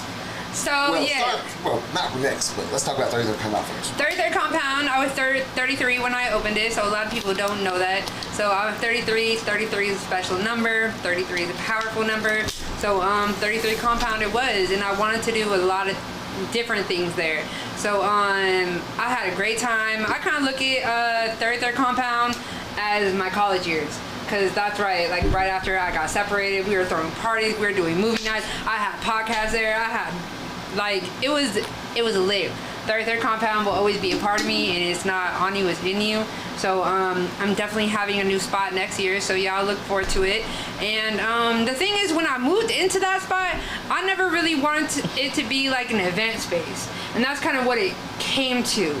But the stress of having an event space is crazy. Just like the parties and this, you have to make sure everyone's and I'm just walking around making sure, like, I was stressed always a day of, but the art that came out of there was beautiful. So it was kind of like back and forth. But my next spot, I really just want to focus on the art and just being creative and like a creator's playhouse. You can come and just create the dopest art you've ever done there, like photos, video, everything. And so that's my next mission. Not a hangout because spot. I'm really, not a hangout spot. It's just like, I'm really an artist. So it's like, that's what I want to create. Like, I really want to create art that people have never seen before. And I'm the first one to jump on Instagram and send people flowers when they have dope videos and photos, and I just get inspired. Like, Instagram is a great platform to get inspired. Like, a lot of people don't really realize that. Instead of looking at bitches shaking ass, which I love my bitches shaking ass. But if you're an artist, like, really try and like think about what's next for you. Like, how are you gonna express your art best? And and they say SunLit the truth. SunLit, one of the best photographers, videographers, creatives in the game now. She needs her own world. Haley said Sunny the GOAT. Oh my God. Haley also Shady said, bow, bow, bow. Yo, I sent it to a lot. Yeah. I sent it to a lot of people. Hey, so y'all better get in here. You know, shout out T-Beezy, I love y'all. Shooter. I love y'all. Shout out the chat tonight. We lit. Haley is my girl. Haley is, she actually just started taking photos not too long ago. So I love when people start taking photos and come and ask me for advice or ask me, and what I tell people, and just like, do you. Don't worry about the nice and camera. Don't worry about this. Just work on creating your vibe and your style. And everything else will come. Like, if you love what you do, like, people will see it. Oh, she shoot. Oh, she can join the live that I'm trying to do for her. The photo book. Oh God, she can. As far as hey, you see that link yet? I sent it to you in the DM. Oh, you did? Okay. SunLit, question. Where'd you get the name SunLit from? Alright, so what had happened was, right? and so my name is Heather Sawyer. That's my full name, right? So when I moved here, it was Heather Sawyer Photography. I'm like, yo, that's lame. Like, I need something catchy. I need something like that's like it's very professional, but that sounds like it's just like too much. You feel me? And so I sat down with one of my friends and did like the little circles, like little thought bubbles. And so I was like writing down just different things and then Sunny, like I was trying to think of something positive. And so it came SunLit. And then I looked up the definition. It's like people that are affected by the sun. So now I look at SunLit as people who are affected by my positive energy, and that's SunLit. So yeah. Hey, but that's right. You bring that to every room you come to, you know. Yes. And lit is this generational new word. So SunLit, so it brings. It's catchy, you know, so it's catchy the way you spell it. I like to ask that because everybody has a very crazy story on where they got their name from. Yeah, no, mine was just a little thought bubble. And yeah, that's came SunLit. And I just, and then the definition just kind of came after. You need to look at the chat. The chat is showing you so much love right now. Look, I know. Look. Yo, I sent it to all y'all. If I paid y'all to be in there, y'all better be. No, I'm just joking. We gotta do a reimbursement. She's gonna send me an invoice after, but hey, no, this is dope. Who's like, I say, like, give me one of your crazy experiences at photography, like late night studio session, a music video. You almost had to beat up a security guard or another photographer because they got in your way.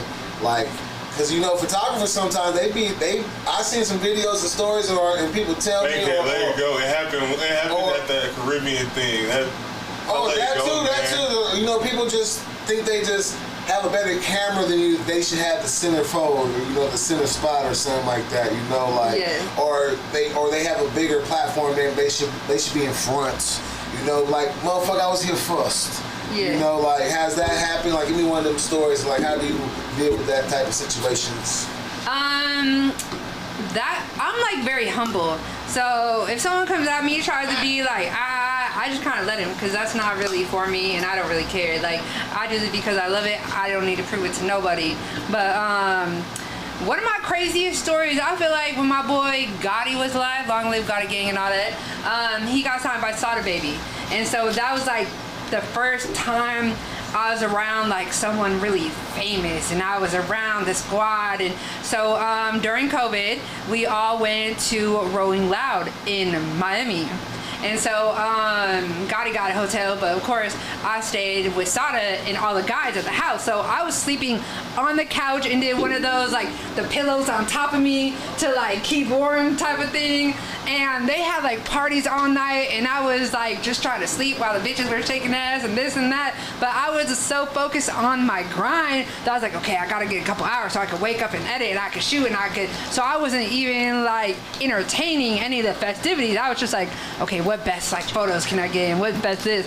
But that was probably one of my craziest stories, because Rolling Loud in Miami during COVID, like we couldn't even go inside, so a lot of us had to park at the gas station across the street, and it was just like a lit experience. It was just so lit. Like that was one of my first times I went out of town with the artist, and so and they always show me love, so that was lit.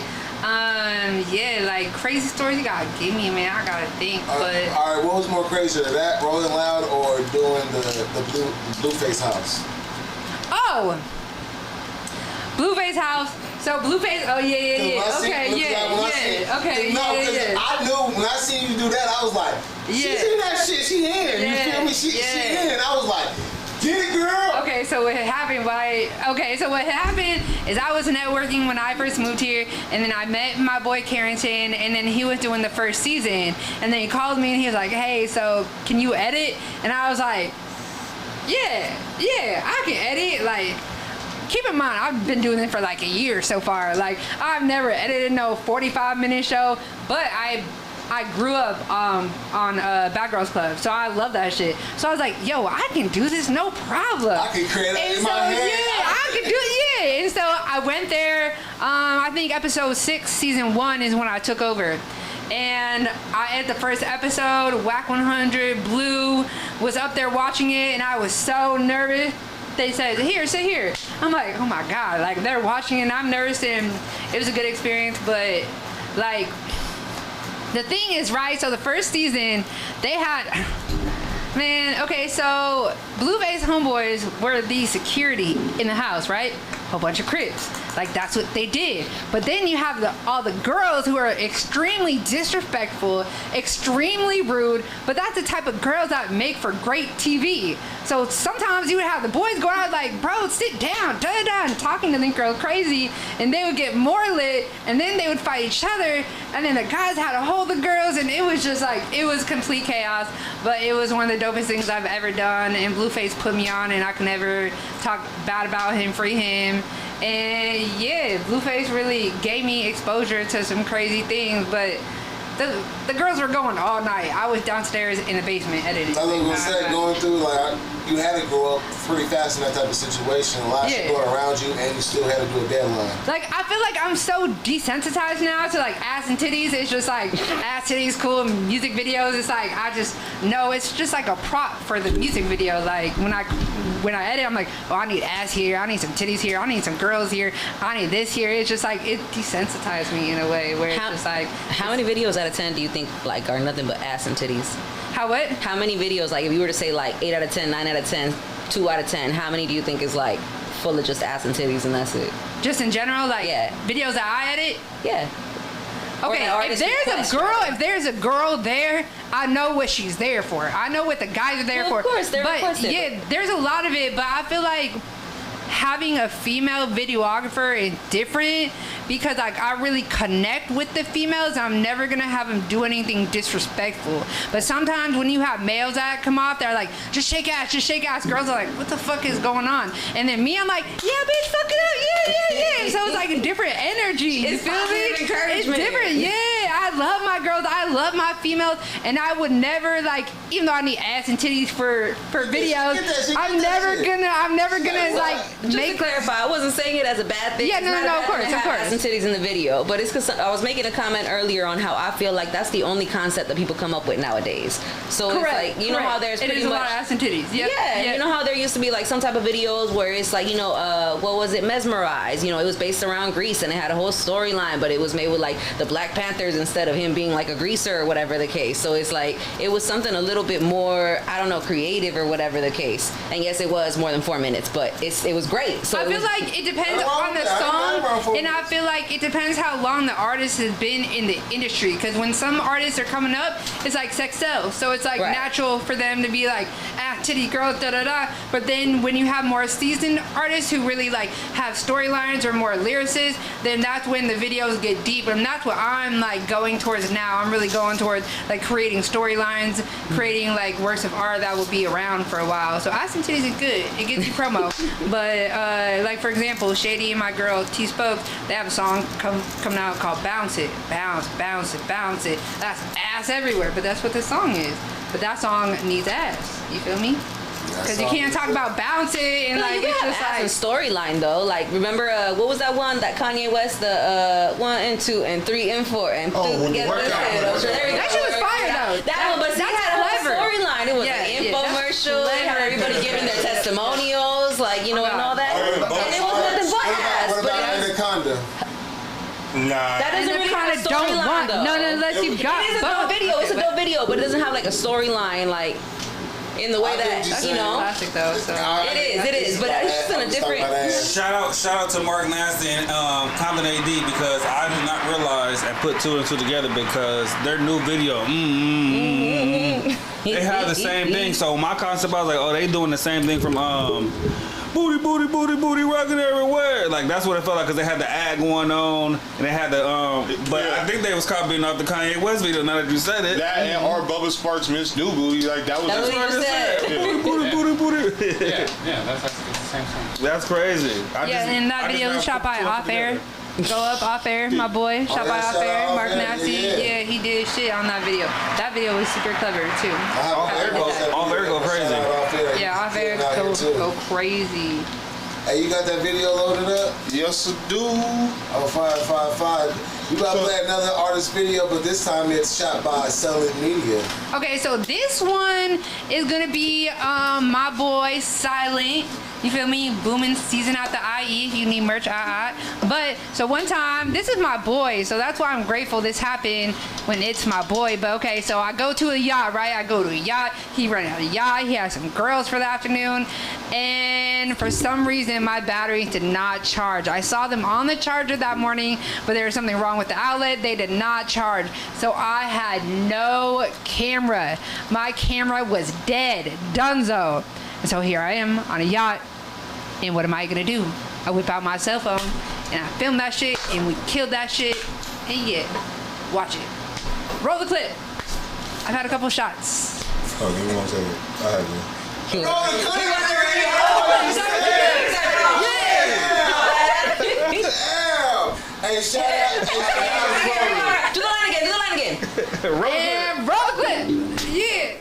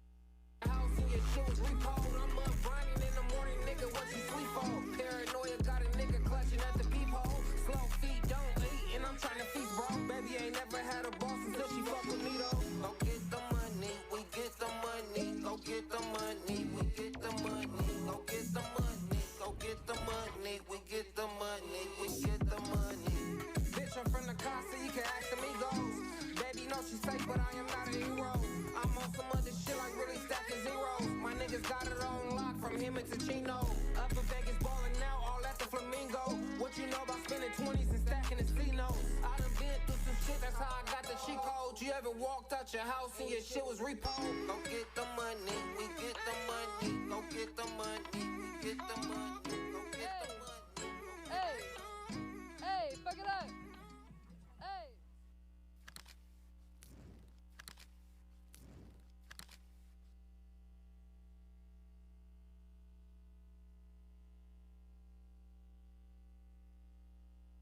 Back. We back. So I have a lot of video too that I film with my girl Shady Blue. She's one of the top artists I work with. But we do a lot of reels because I believe nowadays short form content is one of the best content because you can't really keep people's attention. So when you put minute 30 things out, like it really captures people's attention. I feel like it's easier to put out faster. So if you go to my Instagram, you can see a lot more reels and things like that. But I haven't been doing like a lot of full music videos lately. What you been focused on? Huh? What you been focused on? My photos, and then reels, short form content. Like if you have one song right and you do like 5 reels to it and push it, then that song's gonna gain more traction. Oh, my camera, we out. We done. Put the camera on there. No, you know you got the camera that's plugged in, so your camera, yours rolling. No, ours is the one that's plugged in. That's why we're rolling. My camera's on y'all. Oh yeah. I thought you meant your personal camera. That's why I was asking. My bad. The camera that's on me, sir. It's all right. As we're saying it, it's already being switched. Look at that. It's back on. We here. You gotta be on. Just that's how we do it, you know. Couple seconds. Oh man. But yeah, shout out to Silent. I actually know about Silent because my boy Will Evans out of the IE. So I actually know about Silent. I heard about him probably like early 2000, 2001, somewhere around there. So 2000, 2001? I mean 2000. When we were 10? 2020, 2021. I invited him to this live, so the fact that he's not on here is crazy. I'm gonna fight. Who is this? My boy Silent. He an artist? He's an artist. He has his own merch line, Booming Season, and he creates all my merch. Oh, that's fire. That's fire. Speaking of that, such as that sweater that you're wearing right now, right? So what had happened was. Oh shit, my bad.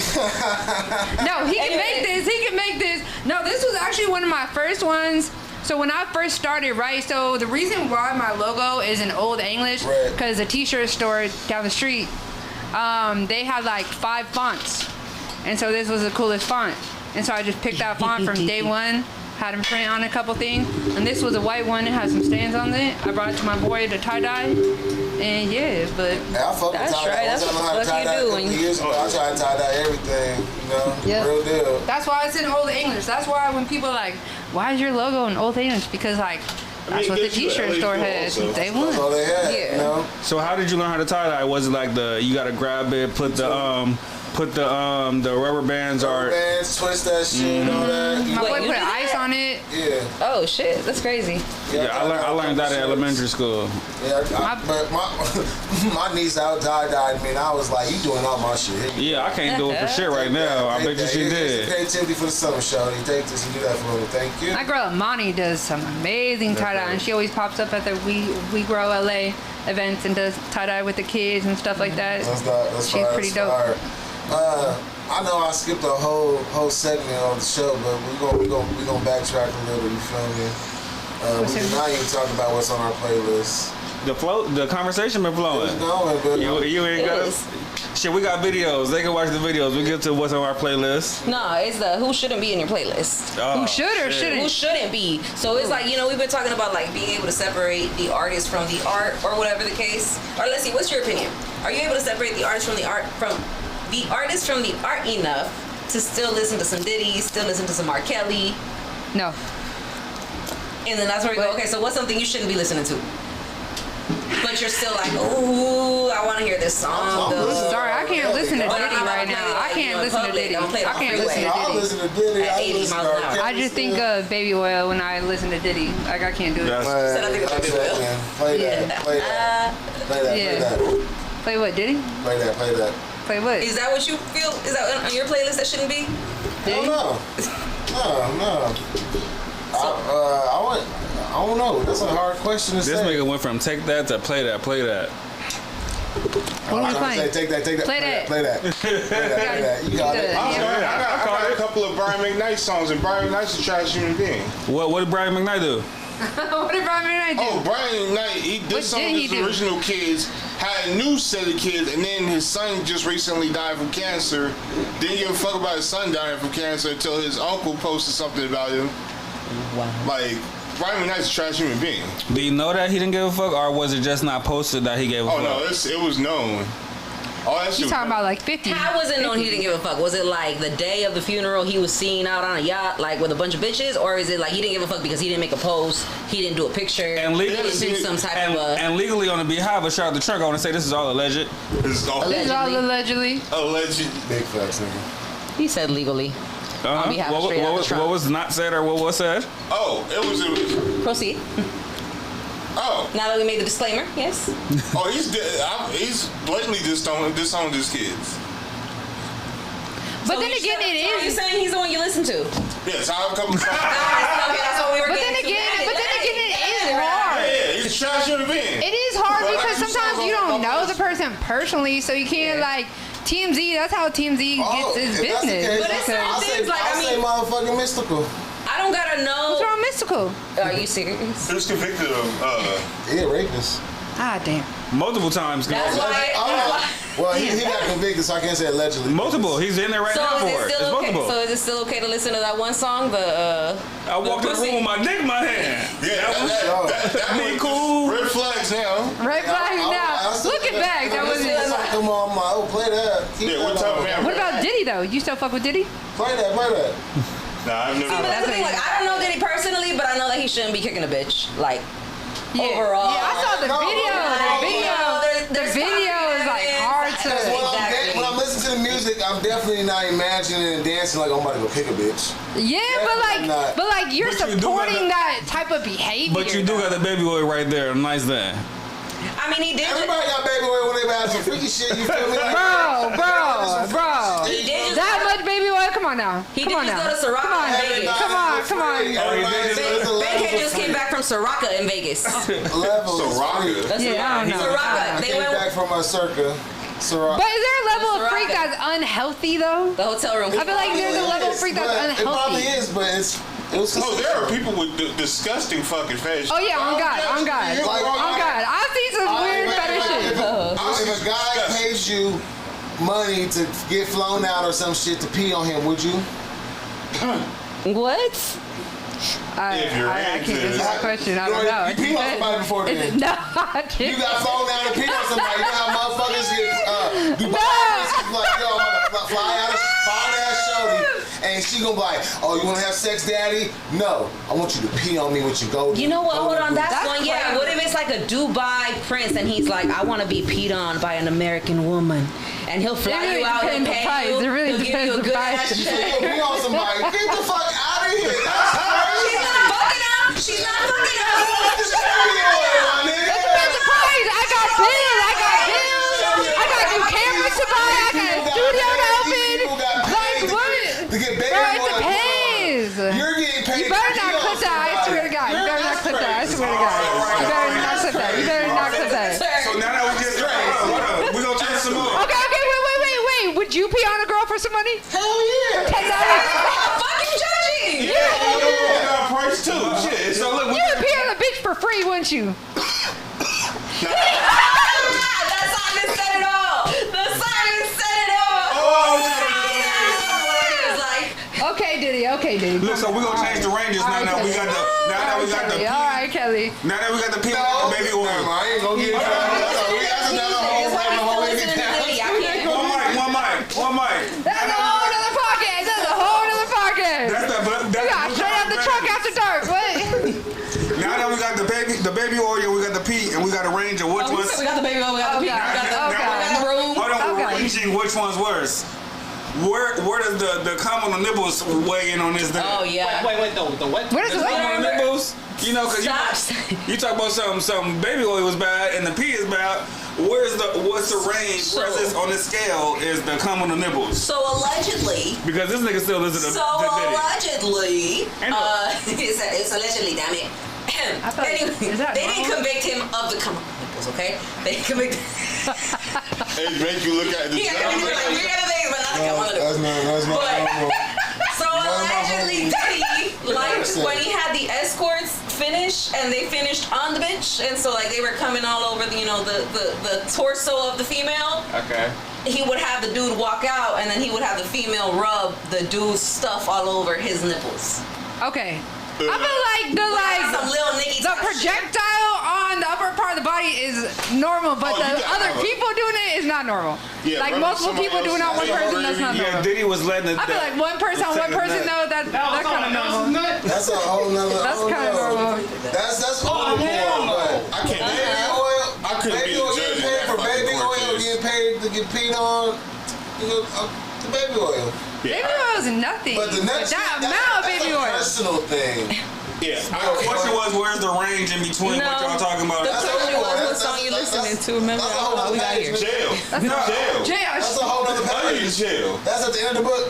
That's in Revelations. So you listen to Diddy, got it. Jeez. You feel me? I play that. Oh, so the chat, okay, Skinny Kenny from the chat says, so y'all still listening to Chris Brown, laughing my ass off, please. That's a good one. So has Chris Brown had enough time passed? Because it's like, okay, you were like, what, 17, 18 when this happened? Yeah, now you're like 30-something. Does he get a pass? I was listening to Chris Brown after He said, I listened right after it. I still press play. He was over here like, deuces. Doing I can definitely be hypocritical. I was like, kiss. I was doing all that shit. Kiss was before, wasn't it? That's my point. So I listen to gang shit. Oh shit, I listened to him too. I don't listen to Chris Brown outside of the first album. Okay, what? I said I only listen to Chris Brown outside of the first album. Like I never listen to anything outside of the first, or maybe the second album. I'm not sure where that range is. That first album was dope. But you didn't think of him beating on Riri when you were listening to him. That's the point. Well, he wasn't doing it. It didn't happen yet. He didn't even hook up with Riri. He was nobody. He was a little 16-year-old from Tappahannock, whatever the hell. I don't remember. I remember Tappahannock, Virginia. There we go. Yep, Oh, VA. But he was out there from Virginia or whatever, and he was still being a little teenager, and so was Taking Rihanna. pictures with fucking puppies and shit. Right. And then finishes. Do your thing. And then, he grew into an angry teenager. So that was a good question. Are we listening to Chris Brown? Oh, yeah. That's a good Hell question. yeah. I'm trying to get some big boat tickets now, nigga. Is it because it's been so long, or is it because like fuck it, I don't care, I would have. The next day, it's a timing thing. Like it's past, people don't really think about it. It's because I've been listening to Chris Brown since I was a motherfucking kid. Is it because he hasn't beaten a bitch in about 20 years? No, it's because Chris Brown is our Michael Jackson. Really? Yeah. God damn. Chris Brown is our Michael Jackson. You know what's funny? I think they made that statement maybe like 15 years ago, and a lot of people laughed at it. But seeing his career and where it ended up, regardless of all his controversies, still where he's at now, he's selling. He might be the next one. Not yet, but he might be the next one. He's still selling out arenas. He's still selling out his tours. He got his fans. He just doesn't. He just don't have the media. He don't have the media. He don't have the mainstream on him, but he has the core. He has audiences. Like he still gets the streams. Like Chris Brown, that nigga is our Mike Jack, you know. Like if Chris Brown died today, the world will be motherfucking sad. All the media outlets will be talking about his music. They will bring up the Rihanna shit, but they will have to give that nigga his flowers. If he died today, like everybody's opinion would change. You know, even though they will bring up the fucking Rihanna's beating. But the music. Ooh, that's like what happened when that's like Rihanna will be at a funeral, and she'll probably make a post and be very sad about it. People stopped bringing up the whole kid shit as soon as Michael Jackson died. So yes, I absolutely agree. They would get over being Rihanna. Nah, I didn't stop bringing it up. I don't fuck with Michael Jackson. One of them he literally got cleared of after he died. I said I don't fuck with him behind that. So you don't listen to Michael Jackson? I'm playing Thriller every year. So I had a rule. Halloween classic. I had a celly that told me that he actually went to the Michael Jackson house and did the sleepover stuff, and like that wasn't something that he witnessed or had a issue with, or you know, Michael Jackson. It was cool and it was fun, and he was actually able to be a kid and shit like that. But I feel like personally, I just feel like if you doing weird shit like that as a grown man, I don't care about you not having a childhood. You doing weird shit like that as a grown man, it's weird. Jackson's the American Story or whatever? Man, I'm not. No, but what is it on? Last month he was on BET. So yes, my answer is I'm not saying that yes I believe it, but I'm saying yes it's highly likely. That's what I'm saying. Michael Jackson got beat until he was like damn near a so it makes it okay for him to touch on little kids? He ain't touching no little kids. Allegedly. I don't think I think it was a cash grab. I feel like your black card to be taking sneaks because of that shit. I'm not gonna lie. You gotta support Mike. Sorry, that's crazy how much more people back up Bill Cosby than they do Michael Jackson. I would not back up Bill Cosby. People are still like, you know what? I bet only 25 of those rapes were real. You the type of nigga that back up P4K, huh? Oh no, Bill did. I don't know that whole situation. The only one but Bill I think Bill did was that really ugly You say gonna take my black card. That really ugly broad that looked like a Muppet. Bill Cosby ain't do that shit either. You should buy CBS. Bill Cosby had hoes.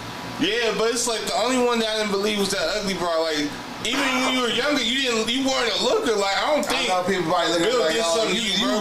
That's why you really just say that she was not hot enough to get. This arsonist is crazy. That's crazy. This arsonist is crazy. Hold on. I got a question. Wasn't what was that? This is based off a movie. I'm not gonna ask that question. I'm not sure that was real life, but that fat girl got raped in that movie, didn't she? Precious. Yes. Was that based off all a true story? females can get raped no matter what. Men can get raped too. What the fuck? Yes. Like, Men can get raped too. Yeah. See, sometimes if you aren't not Great.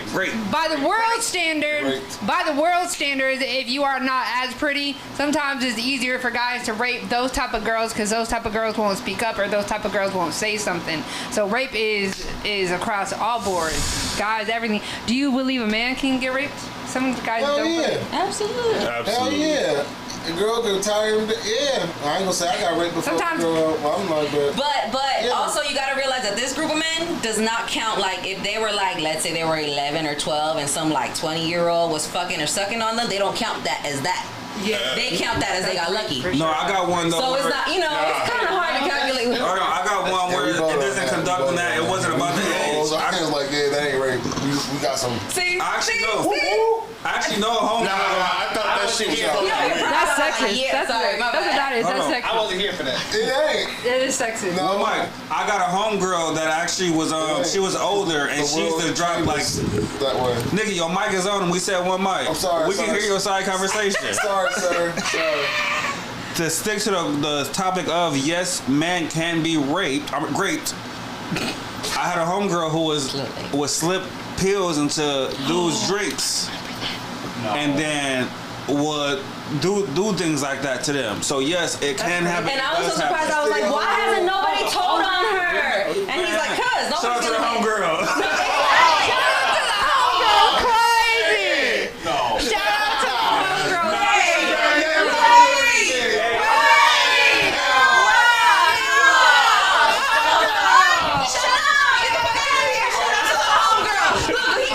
Crazy. He was over here like, go home, girl. I'm out. Look, I'm asleep, home, girl.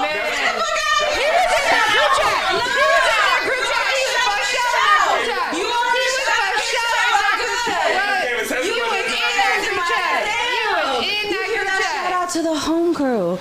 So My man was a victim. So for Where do you find your host? Where do you find your host, Nah, it wasn't a shout out. Where do you find your host? I think the t-shirt, like the Wait, be outside. You be outside. That's funny. Hey, Skinny Kenny said Mike Jacks are. He said Mike Jacks are. Chris Brown's on Mike Jacks. He said he got 2 tickets for the low. Does Kobe get the same? Breezy Bowl tickets. What Breezy Bowl? That is a good question. Let him keep reading. Damn. Hold on. He's getting there. Yeah, I was reading everything. You feel me? Mike had more scandal on his name than Chris. That's for sure. Then he said. So then, if that's the case, y'all love Kobe Bryant, but what he get, right? So does he get the same grace? No, I heard Kobe got a lot of praise when he passed away, but there was some people trying to smut his name by this and that. But you know, just how powerful he was, I kind of overweight everything. I gotta ask a question. What was his? I didn't know he had anything. He was a cheater. What was the next thing? In Colorado, he cheated on his wife, and he got caught up with a Caucasian white girl out there. And Underage? Underage? Nah. No, it wasn't underage. No, it was involuntary, supposedly. Oh, we're talking about that. Yeah. But shout out to the homegirl. You remember last week when we was talking about our favorite Kobe moment? Yep. And he came we back. We trade Bankhead. I want to go sit with SunLit now. And he came back half. Sit with SunLit. You gotta say that's your half. I have embarrassing the fuck out of me right now. You gotta stay with your right side of your brain right now. I'm shouting out the homegirl. This lady's like 60 at this point. This is embarrassing. Damn. That's crazy. Yeah. So you know her. So you know. That's funny as fuck. That's how you. I'm glad we talking about that Kobe moment because that was that Kobe moment we talked about last. I forgot about that whole thing, and then when that happened, I thought, he got off. You feel me? Real nigga. Is that the same time we had to buy the girl that big ass? Yes, that's that Kobe ring. Yes. Yeah. I thought he got off.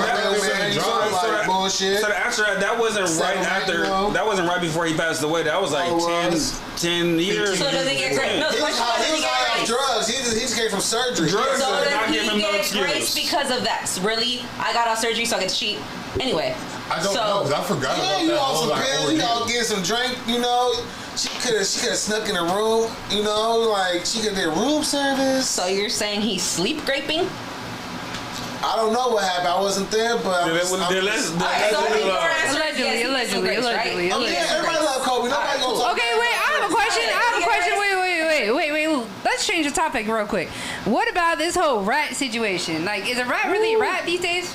Ooh, a rat is a rat. Which one are we talking about? There's everyone really telling. Big Sad was big for a while, but now look, Big Sad's booming. Like, was that really a thing? Like, I don't know. Like, I feel like that's not really a thing. Did I send you our schedule? Why? Because that was on our schedule, so I'm glad you talked about that. That Big Sad situation is kind of sad. Wait, what happened? It's very sad. So, allegedly, no, actually, I think that one got confirmed, right? Actually, go ahead. Yeah, but sorry. What the Big Sad situation? Yeah, the original one. With the Big Sad situation, it was a very small detail where I don't really consider that what it was. And Big Sad has overcame that, and now he's doing great. He has some bangers out, and he this and he that. So I feel like sometimes what people consider ratting is like small details, like the color of a car, but like that's not really like you telling who the homeboy was, inviting him in and blaming it on him. But I can't really speak for all that because that's not really my area. But what I'm saying is it's just crazy how it can really like ruin someone's whole reputation. From like, what you see, what they put out and what you read, you felt like what I just feel like it's different. It wasn't. Yeah, it doesn't really amount to what it the backlash is not really what it should be. Understand, but also, I feel like it's too powerful to like take someone's whole career out. But then again, like since you are in that type of lifestyle, that is like one of the codes that you need to abide by. But I don't know. I feel like I'm happy Big Sad getting his success and going great and doing big things. Now, sometimes I feel like it's just a time thing. When the time passes, because like everyone's gonna be on Thug for a minute, but then it's gonna pass because Gunna put out some great music and he's been doing great ever since that. But he's going up right now. Don Mello, I know we can't turn off the Sony display, you feel me? But shout out Don Mello. Make sure y'all check out his channel, check out his music, check out all his creativity. Y'all need some BTS photography and all that. You feel me? Don Mello. Yeah, shout out. But yeah, we can't turn off the display, nigga. My bad. You can't turn it off. But like the original question is ratting. Ratting is ratting. You know, like this definition of the streets of ratting. Are there like is, levels to this shit? It's not like I feel like if you ever get into interrogation, you should just say a little. If you come from that lifestyle, you know, you should just say I need a lawyer. You should not say nothing. I need a lawyer. But see, the thing is I don't come from that lifestyle, right? But I'm in the culture. But does that mean the rules have to apply to me? Because when I met Big Sad, he is the nicest guy. He this, he that. I think the world of him. So to me, it's like I don't really have to. Those rules don't apply to me because I'm not in that lifestyle. Does that make sense? But I'm in the culture, so it's kind of like, you feel me? That's very hard for me to say because I don't know if you ever been in a situation where you was at a video shoot and a shooting happened, you was taking photographies or videos. I would eat up that SIM card real quick. You know, so like I would swallow that shit. Okay, so there's people that have, you know, and they had to turn over that evidence of the scene. But like, okay, what about this though? What if you're taking photos and then you eat up the memory card? Because that's the first thing I would do. I would just toss a memory card. Like I would eat that shit, right? But if they invited me in and they trying to plug me as an accessory, then it's like, do I talk? Do I not? Accessory but I just like, I don't know because I was there. See, here's the difference though. You're speaking as a civilian and you're absolutely correct as a civilian. But somebody who already signed up for that type of life, I think they're signing up for something else and they know it from the gate. Yeah. So it's like you can't give yourself the same rules as you would give somebody else who that's signed up for that shit. You know. Because like once you're into the culture, there's like certain rules. But I don't even know the rules. I don't think anybody would judge you if you were to go and give your statement to the police because you're not, you know, it's which not. I wouldn't. Lawyer up real quick. Lawyer up. I just want to put that out there. But sorry, the camera wasn't on you. It is now though. Yeah, just lawyer up. Okay, go ahead. Nah, but for me, when it comes to the snitching shit, snitching is still snitching at every level, even if you given the description of the car. I got a homie that got 50 to life just based off a person that was able to sit here and say yes, he was in that car because he got caught in the situation based off of his fingerprints being on the car. He wasn't a part of the situation that happened. He never entered the car, but since his fingerprints was on the outside of the car, he was able to. That's crazy. He was able to say, yeah, so and so was in that car, and I did see him in that car. I don't know about the crime he committed, but I did see him in that. That was able to get the boy 50 to life, and so if. Some people go in there and try to spin their people. So Big Sad said he didn't give information that was actually informing the case. We don't know if that's true. Somebody else came out and said yes. Actually, when I went up to do a retrial and everything, I got my paperwork. His statement is something that was a part of the case that made things come together. So what happened with Gunna then?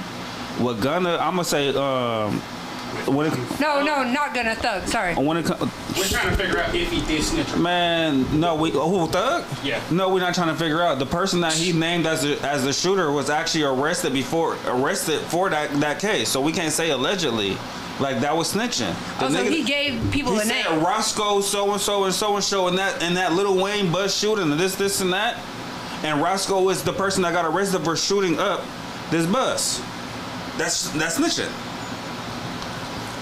I tell all people right now, like who's listening to these interrogations and looking at these videos, it's all a trap. All a trap. It's all a trap just to pull more people in, to see who's competent, just so they could view your page, start monitoring your shit. So all this shit is really tearing down Atlanta right now. Like that whole situation that's going down right now is tearing down Atlanta and the whole empire they built over the last 20 plus years of music, you know, and like the bond of these new upcoming black millionaires for new next generation. Like they all are right now in treacherous times. Like they all don't trust each other. They all talking behind each other's backs, and it's just like it's fucked up. It's like, yo. What I feel like is dangerous though is clout. Clout is a new drug that people have, and like for example, the Big U, like Rico case that was going on, and I saw guys that got arrested for that were on no jumper, just talking and talking like they could never be touched. Like some things that people say online is crazy. People try and get the credit, think that's not gonna happen. Just like this Rico One Fig. Like sometimes people be on Instagram flashing all this money, the girls, the dates, everything. Like it's not gonna catch up to them. But people don't realize here in LA, 2028 Olympics are coming. They're gonna clean up the whole streets, and they're gonna do. That's another story, but still, like all these cases. Shit, that's real different. Yeah, World Cup, Olympics, they try to clean it. Skid Row's about to be gone, which is crazy and pisses me off because if you had the funding and you've had it all along to get this cleaned up, and you wait until like something like the Olympics is coming, is crazy to me, and it's disappointing and it's sad. It ain't crazy. Don't they get some type of an allowance because the Olympics is coming? I believe they get more money because. Yeah. So basically, you get to use all this money in preparing. Yeah, but I feel still like they could have came up with like something beforehand. I feel like it shouldn't take the Olympics for them to want to help people out and take them off the streets of LA. You feel me? But if the Olympics comes with a big check, it's a lot easier too. They're not really taking them out. They're just putting them. They're shuffling them around. But is that going to be temporary or is that going to be permanent too? So that's the thing. That depends on how everything develops. Because there was a period in LA where like they had these apartments and these hotel rooms and these rooms that they could get for like $2 a night or whatever the case, right? So it's like there was a time where they tried to do that and they tried to put everybody pretty much to get them off the streets. We'll put you into this building where you can stay for like a very minimum fee. But then that turned into like, that's where I think Richard Ramirez was staying, which is the Night Stalker, that murderer. This is where a whole bunch of killings and people would be being thrown out of the windows and stuff. So it's like, it didn't really work out. But they did try, and it's like, you know, it was a very great effort. It got people off the streets and into a fucking murder hotel. But still, you know, that's, a lot of people don't know, but I went to school for criminal justice. I got my bachelor's in criminal justice. And so I learned all about serial killers. Serial killers are very fascinating. That's different. I'm into that, those type of series and shit like that. Like I always like. The first 48 is crazy. That's not really serial killer like type of vibe, but I like that type of shit though. Green River Killer, like what?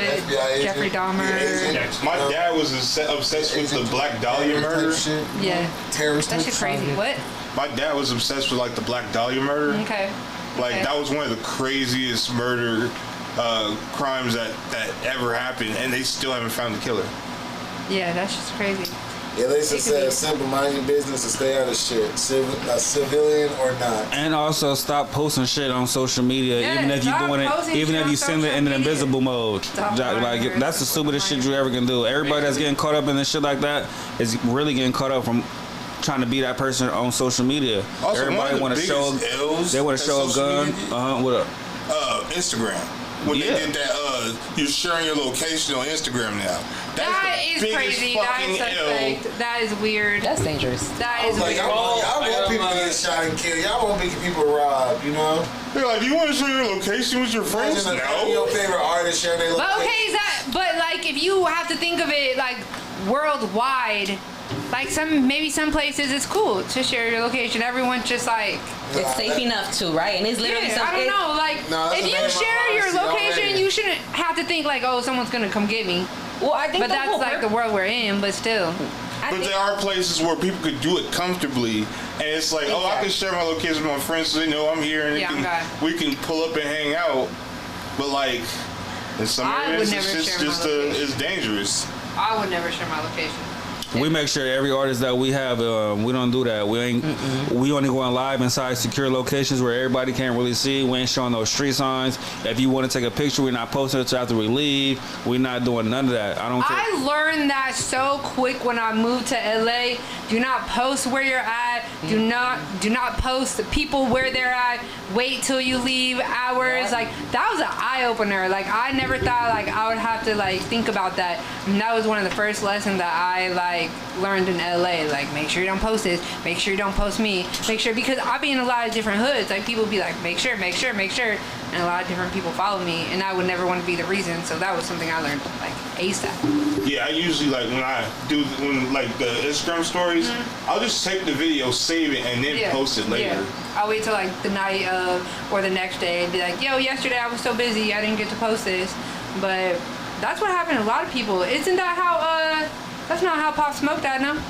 Yeah, he died because of they shot her because she posted the location, the girlfriend. It wasn't a shit. It was one of his homies. He was out front, like showing off how they was at this location. The address was in the background while he was in the middle of the street showing off, and it was in the background. And then they trying to blame it on the female because she's the only person in the house.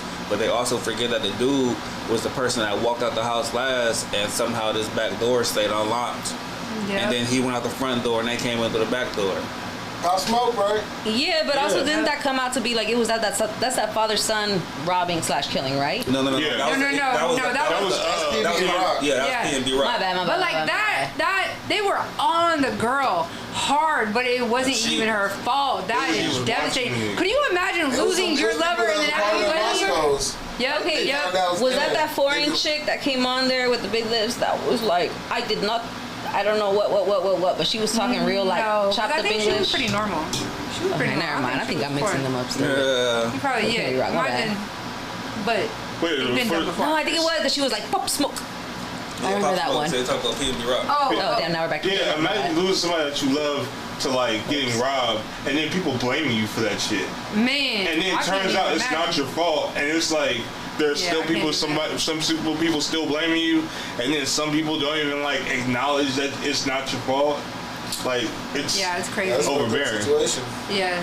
LA is very tricky. I learned that. And I also learned that when you move to LA and once you in it, LA is not as big as it is. Like, LA is very small. I learned that too. Especially when it comes to dating, I learned that quick when you move to LA. Everybody knows each other, cousin, brothers, everything. I'm like, wow, okay, LA. It'd be like that. I'm just talking about things I've learned in LA. I've learned a lot of things. It was like a quick, like, oh, you know him? Do you know that's your brother, that's your cousin? Like, you ever dated friends? I accidentally, thought the wrong brother was cute, and I met the other brother later. I'm like, damn, I should have just held out for the other brother. And then I'm not one to, date within a friend group or within a family. Like, once I date one friend in that group, I, try to get out that group. Oh, but then somehow you find out that they still, it's crazy. So I vowed not to date until 2026 because I got shit to take care of. I've X'd out the hoes for right now. X'd out. Y'all heard that, lady? I mean, fellas or ladies, whatever you prefer. You know, could be both. Never know. But also, are y'all big on conspiracies? Yes. Oh, don't do this. Y'all big on conspiracies? I like conspiracies, and we was talking about Donald Trump. You was talking about everybody, cleaning up LA right now. He said Donald Trump. Ain't nobody mentioned that nigga at all. No, but I was thinking about politics, and she said cleaning up LA because the Olympics is coming. So I thought politics. No, that's the mayor. Remember? She don't look like Trump at all. But anyway, he gonna be getting to it if he's still alive. You made me fall into a damn rabbit hole with this one. So I was on TikTok, smoking and scrolling. That's how it goes, smoking and scrolling. And I found this thing that came up and said, the Pentagon, have you ever heard of this? The Pentagon Pizza Index. What? It's this thing where a couple of wars ago where a group of people monitor the pizza sales. And they monitor pizza sales because agents and government officials work late at night, and every time a pizza sales spikes, something is about to happen in the government, something we're going to go to war or something, you know, something very big with the president's going to happen. And they said the last couple of months, the pizza spikes has been 400%. And I don't know if y'all ever heard that. I know you so I fucked around. I fucked her. After I got off the phone with this nigga, I'm like, I'm not going to look at this up. This sounds stupid. My curiosity got the best of me. I went online and looked it up. It showed all the pizza spots in my fucking area, and like it was one that was like at like 9 p.m. That's when the most sales happen. I'm like, oh shit, it's about to be a raid or something. So like you might have agents in your neighborhood. Mm-hmm. They must like Domino's. They got a setup there. They have a setup around there. So if you ever think about a situation with ICE or shit like that or whatever, or National Guards out here, look at the pizza spikes and you'll see in your area where they at, because they're going to show you the Domino's, it's going to be Pizza Hut or Papa John's. They don't fuck Papa John's. I know they definitely not Hispanic, because Pizza Loco was the lowest. This nigga retarded. They might not open that late. I'm trying to think like what other food places would be open. What federal agent gonna be ordering some pizza? But yeah, that's true. I'm still giving a fuck about your taste buds. Pizza. That's why they monitor the pizza, because that's the only thing that's big in bulk that can feed over. A party of 40. Fucked up. So you're telling me that federal agents who are sitting here staking out for like hours days at a time, you know, they're literally sitting here staying awake, staying with all these other people, staying within like a vicinity of all these other people that are about to do this sting operation, and the best that the government can give them is some fucking Domino's, 2 slices each? That's some bullshit. That's what I said. That's some bullshit. In the Army, they get fucking steak potato with some motherfucking broccoli. Move it on. I believe that was probably something that was done and was able to be used back in the day, a couple of wars ago, like you said. But in this day and age, we got DoorDash where we can order something at the same price or around the same price, where it's like we can do Wingstop. Yeah, we can do like Chinese, Raising Cane. Yeah, like we. So I can't say the spike in pizza is the reason. No, it's summertime. Motherfuckers had nieces and nephews staying over. Motherfuckers had. I think it's just the point that it's like in DC. You're talking about it's in DC though. In DC, like it would be around. It's around America. Nah, he said. Oh, you talking about around America in general? I searched my area. I just said so, in his neighborhood. I would think if it's like DC and around like DC, I don't know about that. I can understand DC, but once around your area, you like, oh shit. Like you work for the government and you can afford just Domino's? That's fucked up. It's not fucked up, but because you think the government, they're not making that much money. Government workers like that, agents and all that. You're an agent, and they're not making over. They're making so you're an agent working like not just overtime, double time. $100,000 a year. You want to know how we're going to know if we're going to war? Pay attention to the news updates. We would not be going to war right now. We had the president going around to Russia, settling disputes, having come into situations. We wouldn't be going around the world. We wouldn't be going to war if we already had situations and conversations with China. Like, these are our threat levels that we're supposed to be thinking about that when we talk about war. Yeah, I think pizza's wonderful. Yeah, so it's like we sit here seeing these peace offerings going on and the negotiations to stop other wars to go on. So that if those is going bad, then you be like, oh man, I think we might be going on. But ain't none of that going on. Everything's going peaceful. Or stuffed crust. It's a dirty bomb. Man, oh my God, it's a dirty bomb. Oh my God, you know what happened? The Rams just got sponsored by Little Caesars, and oh my God, we're going to war. Like what? I guess you don't believe. No, but they said it was Domino's that picked up, not Little Caesars. Yeah, my area Domino's. Shout out Little Caesars, yeah. They got 2% on the large pizzas right now. I feel like TikTok is not a viable source. What? Yeah, I don't think pizza's a viable source. Man, go look it up after this, and y'all gonna be like. So I think that there's other ways to measure it. So you could be, for example, you could be like, oh, it's the amount of internet usage in a certain area at a certain time. So it's like they measure that. They make sure to measure that because they know at what time is going to be the busiest time, at what time to send you that text of like, your network might be slow right now or whatever the fuck. That's another way to measure it that has nothing to do with pizza. Because I get text messages like that. We are a little more, I would like to think that we're a little more advanced than that. That's just me. I would like to think we're a little more advanced than that, but. Alright, can I play a video real quick and hope they can hear absolutely not. We gonna do another video? You just fucked up the fucking conversation. Let's talk about the Pentagon Pizza Index and all the times it's literally predicted war. The Pentagon Pizza Index started during the Cold War when reporters started to notice that whenever there was Cold War, people. pizza orders, it meant that military intervention was very close. In 1989, pizza orders spiked near the Pentagon right before we invaded Panama. In 1990, there's too many people. There's too many people nowadays. It's like it could be so many things. It could be conventions. It could be training. I'm just saying, it caught my eyes wanting to get my fucking opinion. It could be a hot motherfucker that forgot that he ordered one pizza but ordered 100. That happens a lot. I don't know about that. I don't know about that. I would have known that when I paid. Shit. I would have like. I was just saying, I just want to throw it out there. You feel me? It caught my eye. Like I said, I was smoking and scrolling. You know, I was just. Oh, my TikTok algorithm is fucked up because when I be looking recently, I just see like death. Like, oh, this lady got robbed, this lady got stolen, this lady. I'm like, stop liking those videos, girl. What the hell? I don't know what don't like it and don't watch less than over 10 seconds. Keep just. Yeah, the algorithm. She likes that type of shit. We'll keep feeding her 10 seconds or more. Look, your algorithm will tell you, or your algorithm will show what you show interest in. The videos that you actually click on and watch more than a few seconds or whatever, the ones that you press like on, the ones that you press save on, the ones that you send to somebody, the ones that you scrolled by slowly and spent a little bit more time on it while you were scrolling through your line, your algorithm takes that into note and then suggests shit to you. Which is why if you see nothing but ass on the explore page, that's all somebody's looking up. What's on your timeline? What? What's in your DM? She look at my phone for it. What's in your DM? Hey, what's on your timeline? Like, what's on your timeline? You look at my phone for it. Apparently, Red Eyes has I'm scared to go through his search. No, he just said what it was. Are you see? I'm just sometimes I'll meet artists and they'll give me their phone and put it in their Instagram, and I'll see their explore page, and I'm like, I don't know exactly what you about. Well, because it's the same as a search bar too. Why is the search bar on the explore page? Your explore page, and I can tell you what you about. Oh, for real? I never really. Show her your explore page, Bankhead. You have to show it to me though. Show your explore page. Yes. Let me see it though. He's like, let me see it. No, that's editing it. No. Look. You can't really edit it unless you scroll like hundreds of videos. That's the explore page, right?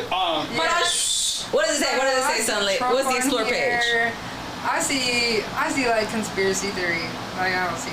Oh yeah, you're right. That was his most recent search for the show. I see articles. I don't even see. Mine's not that bad. You're not. Hold on. Is that Bankhead the name or is that SODTR It's gotta be on the list. It's Bankhead. Oh, okay. How do I get? I don't know. Check SODTR under. I'm playing. Damn. Let's check yours. Let me see. Hold on. Nah. Let's see. Nah, I don't want to find no homegirl. Let's see this. No. Let's see. Come on. I got bitches. Pass it. She ain't passing it. All right. I got artists. She got food. She got tennis. She got food. Animals. Go to the top. She's scrolling because that's when it gets farther from the interest. Yeah, you look like it just starts guessing at that point. Look at the top. You look like 6 thumb rows in. You were in the middle. There you go. Scroll to the top. Go back up. I ain't got shit. Those first 3 videos, they'll tell you everything you know. First 3 videos, it's a guy with nails. Nails. I love nails. Second video is food art. I love art. I hate when motherfucking like. Well, they make some chocolate things. Like a dope ass picture or something, and it's cake. Like, Why do you hate so that? beautiful. You want to eat that it's shit. so beautiful. You're like, I remember I seen a dog. I'm like, hey, just cut the dog. And it's not a dog, it was a cake. Oh. You feel me? I was sad. Don't get me wrong. This one's find the 6 different roses or something on this girl's tattoo. You got any tattoos? You want to get tattooed more? Talking about Blue Girls Club. I got the Blue Girls Club tattoo. Okay. Yeah, she got something. What do you think of Blueface's transformation, by the way? And she got something. But yeah, you heavy in nails. A lot of nails on there. A lot of nails. That dude look like he do meth. A lot of nails, a lot of like feet, a lot of nail design. I always gotta have my nails done. That's a 2 phase a day That's type all of it is. He said 2 phases a day. I never knew about the Explore page. Like, that's what Blueface first another fight was dangerous. Like, oh, that's your Explore page. Yeah, well that's like algorithm type shit. That's cool though. But shout out to Algorithm. So while we speak about nails and dudes with nails on her shit, what was this LBGQT situation with Snoop Dogg going on? Wait, what? No, I didn't hear about this either. No, because Snoop Dogg recently in an interview, he talked about he took his grandson to the movies to see the Disney movie, the new Buzz Lightyear movie or something. Mm-hmm. And at the end of the movie, the two women had a child together. Yeah. And they're a couple, you know. So the grandson said, Granddad Snoop, how can two of these women have, you know, a kid together? And he had to. I think he said he was like, I don't know, don't quote me, but go look at the interview. But it seemed like from the backlash, he said like he couldn't tell his grandson, you know, what it really is, because adoption, the options of what it is, but he's getting taught though, man and woman, it creates a child, you know, that's what he's getting taught in the household from the question, you know, because like you even getting that like how, that's just crazy, you know, so it's fucked up, right? You know, love is love. To get put in that situation. If you don't teach your kid all the aspects of human life, you're missing out. I do feel like there's a certain age though that you introduce kids to certain things so kids have a certain level of comprehension. Yeah. So I do believe in that. But it was more of putting it in like you said, in kids' faces so early. Like the kids less like how early should you put something like that in a kid's face to make them, you know, to know? Because there's kids that's fucking 5 years old saying I don't know. It's just weird to me, to be honest. I feel like, you know? when kids ask, are very inquisitive, and so I feel like when kids ask or they come in contact, then that's when you need to like speak about the birds and the bees. And true, but I don't feel like you should put that type of shit in fucking cartoons as a little kid. So look, I mean, I think it's. Sorry. I said, I don't know. You are a parent. You are a mom. Yeah, well, not only that. Yeah, I'm gonna give you the floor. Yes, I am a parent. I am a mom. Thanks. But no, not only that, but like I see both sides of it because SunLit, you're right. There's a certain age because of the fact that my sibling told my son about their gender when he was maybe like 3, and he didn't really fully understand or like grasp the concept of gender or grasp the concept of a girl being able to be a boy or being able to not be boy or girl. And honestly, in the moment, I did get really upset because I was like, do you know how hard it's going to be to try to explain this to a 3-year-old? Yeah. But I'm not going to lie, like the next year when he went into kindergarten, it was like, okay, well, one of his best friends has 2 dads. So it was like, okay, it made it a lot easier to be able to explain that because it's like, okay, now that's not something that you're like, what the, you know, what's going on? It's something that you're like, oh, okay, I already talked about this to my mom and dad. And I'm not gonna, yes, it is a little bit difficult. Absolutely, it's difficult. You sit here and search up, Google, ask other people, you do all the research because you want to tell them the right thing. But at the end of the day, it's like you said, you know what, love is love, and you just explain it as that. Certain people choose to love this, certain people choose to love that, certain people choose to be this way or that way or whatever the case is. They are born this way, but this is what they identify as, and it's not like, I feel like if you raise them knowing it, it becomes something that you don't even have to learn. It's just second nature, like, oh yeah, that's what this is, that's what this is. So my son, with one of his best friends, he sees both of his dads, and he was never like at all. He never looked at them weird, or he never questioned or was like, why do you have 2 dads, like at all, because he already understood that because of my sibling. And I keep calling my sibling because that's my sibling who chooses to be them or they, you know, it's not he or she. So you can't say niece or nephew? What? I guess it would be my sister, or no, I don't say my sister or brother, I say my sibling. I try to now anyways. That was a learning curve because this came out when they were a teenager. So it was definitely a learning curve, obviously, because my whole life I've been calling them their gender. And then, you know, it was having to be like, oh, shit. And then also just saying it even, like, properly in grammar. And then, like, plus on family parties where I'm fucked up and drunk, I'm kind of like, shit. And I just call by the name. I'm like, the name. Don't that make you uncomfortable, though? Not really. don't make like I gotta remember to say this just to make you feel seen or comfortable. How would you feel if somebody forgot your name every time they? But if you love that person, then that's just a learning curve that you take on. Not every. I'm not saying a name, nigga. I'm saying. Yes, it's hard. Yes, it's uncomfortable. Yes, you fuck up a lot. Yes, they look at you dirty every time that you fuck up. Yes. That's fucked up though. No, but at the end of the day, if you were to say, look, for example, your name's not Bankhead. But I call you Bankhead to keep you comfortable. I can say your government name every time that I address you, but that would make you uncomfortable, right? Bankhead is so let me just let me call you by your first name. So anyways, this is why it's like you go by what people are comfortable with, by what people choose to be called, by what they want to go because by. What's now you're choosing your comfortability over theirs because you just don't want to take the extra step and like make them feel comfortable. I understand. What she said. It's free to be a human being. I understand. Like, I don't go by this name no more. I'm not Claudia no more. Call me Craig or Carlos or something. You know. And I get that. In the beginning stages, you're gonna fuck up. Saying like this is my sibling, or I'm like, did you not just see me say this in this whole conversation? Yeah, but at the same time, all I'm hearing from you is me. Exactly. You have to think about the other person. If you have a brother or sister who likes to be addressed that way and it makes them feel comfortable, then you just have to show the love. And the love is you trying to fit this new role and help them feel like better. Because sometimes when they hear different things, it sets people off. Like sometimes it's hard for them to accept them. Because imagine you're in another body and you want to be and you feel like you're a woman or you feel like you're a man, and then other people are addressing you as that. It's like, no, but I feel like I'm this. So if that makes a person feel better, then go ahead and dress them as. There's nothing wrong with it. Hold on, let me give you this example. Let's say that you... Sorry, my bad. Go ahead. I get it. Let me give you an example. If you were to find out tomorrow that you're not black, that you were adopted, and you're actually Honduran and Portuguese. You're not black at all. But you feel like a black man, right? Because most of your life you've been a black man? You are a black man, right? But let's say they tell you, no, you're adopted, and actually, you're Honduran and Portuguese. Does that make you any less of a black man?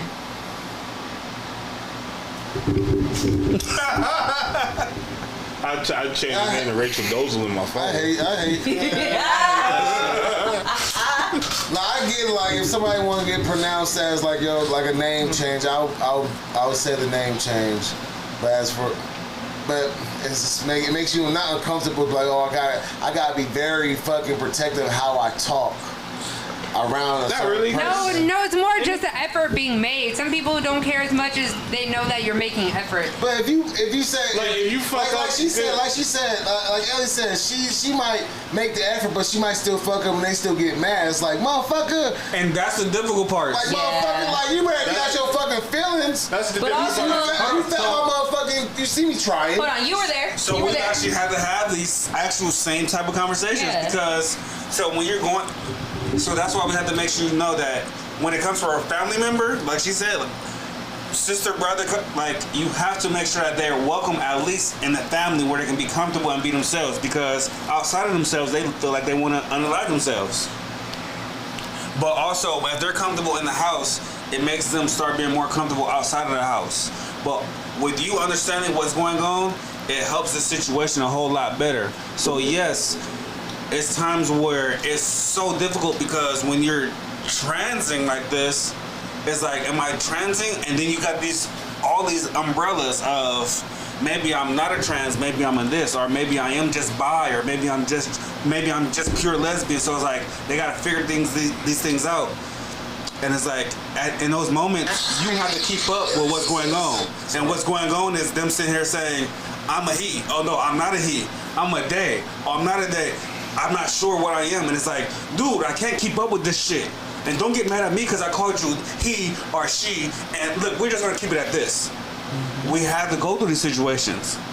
And it's not, oh my God, they're wrong. It's more of a learning It's more of a learning curve on their behalf and our behalf. But we still got to sit here and hold firm to, we got your back no matter what. Because our son got it. Our son got it, I think, like a lot easier than we did. Because, obviously it's grammatical. You got to literally like change your whole English language. So it was very difficult. And not because we didn't want to, but it was because it still slipped out. Like, oh yeah, and addressing them by the wrong pronoun. And then obviously after you fuck up enough, you're just like, fuck, like, damn it, you know what I mean. Like, I don't mean it in that way. I mean it because I just fucked up, or I'm fucked up, or I'm drunk, or whatever the case is. And because he's young, and you've known this person I just forever. don't like that. Yeah, Exactly. she's the oldest So sister. I'm This the oldest sister is sister, like so I 10 know years her whole younger than her. life. Right, and your son is like 8, so he'll get it faster than you. Yeah, but he understood it so well and so quickly that it was like, okay, cool. So that shows that, you know what, it is, I think not only is it okay, but I think it's actually a benefit to be able to teach this to the younger kids. I don't think you should try at 3. They won't understand. But maybe like 4, right before they're going into school, right before they're about to really face the world. I think that that's a good age to kind of introduce it, so it's not such a foreign concept later on. Because if you introduce man and woman, man and woman, man and woman, when they see man and man or woman and woman, they're going to be confused as shit, and it's going to blow their mind. But if it's introduced kind of as like, this is normal, this is life, this is what people do, these are people's choices, I think it gives them like a different perception just to begin with. But also, to go back to land this, it's when it comes to personal well-being, you have to fit the moment to what's going on. But when it comes to these movies and these television shows and all these other things, forced it upon our kids, that's where the issue lies in. So I understand what he's talking about, because there's movies where I sat there and was like, hold on, what do you mean this person is a part of the LGBT community? Why are we sitting here paying all this money to bring my kid here to now gotta go home and explain to him what the hell is going on in this movie? Like, that's not what this is about. I think that's that's the reason. Those kids are old enough to, like, you know, you view it. You're old enough to ask questions and try to understand. Exactly. So as a parent, you do have to teach them that. But you're forcing it. I do believe too, though. Explain lesbian sex just because you have to explain, look, there are families where they have 2 mommies. It's different. And in Buzz Lightyear, the second one, the one that we're talking about, the Lightyear, I think it's called, in that one, the only thing that they show is that this person has, or that, like, this lady has a wife and a kid. That's all they show. They don't show them kissing. They don't show them touching. They don't show them doing anything like that. I do believe, though, in California, we're very open here, too. And we're very open with a lot of things. It's a lot more acceptable here than other parts of the world. So it might just be in other people's faces a lot more out here. But I think it's beautiful. I think, you know. The moral thing was Snoop was basically saying, it was like, Snoop was in the L word. He shouldn't be facing the backlash. He shouldn't face it. He shouldn't face the backlash, and also he was just like, it shouldn't be, you know, broadcasted so early in these kids' cartoons, you know, because it gives them let them be kids, you know, Let them not even think about sexuality type anything like that. Let them enjoy the imaginations of whatever it is, you know. But then that sets a certain structure of the world that's unrealistic. Because you can't set a structure in a kid's mind that mommy plus daddy equals kid, and that's what a family is. And then as soon as they go to school, they're going to see all types of families. But I do believe, too, that not everyone has to accept it. That's your prerogative if you want to accept that and move forward with it. But I do believe, like, it doesn't have to be down everyone's throats. Like, people take what they want, and I feel like everyone has their own prerogative, what to believe and what not to believe. Netflix. Every series Netflix come out with is always a character that's gay. Like, I'm just like, bruh, and that, like, you don't, I ain't saying it don't have to be, but it's just like, people like anime, and anime has a lot of androgynous characters. Yeah. Like, there are characters that look like dudes, but are actually women. Or look like women are actually dudes. We love here, straight out the trunk radio is what we're trying to say. That's right. Love what you love as long as you ain't loving on kids. That's right. Or forcefully. Or animals.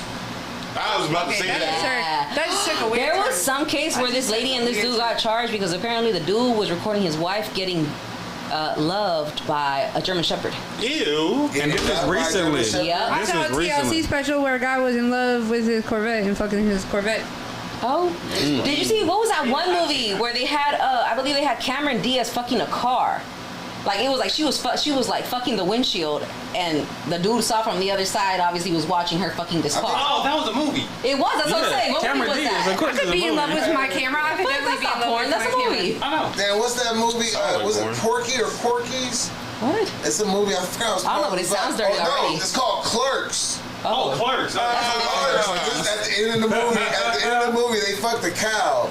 What? I was fucking a cow in Clerks. Yes. Wait. People put their whole arms in cows to check for babies. No, he was full pelvic thrusting this bitch. Moo and moo. No, the cow was sitting there. Oh no. The cow was moving. He was moving, the cow was moving.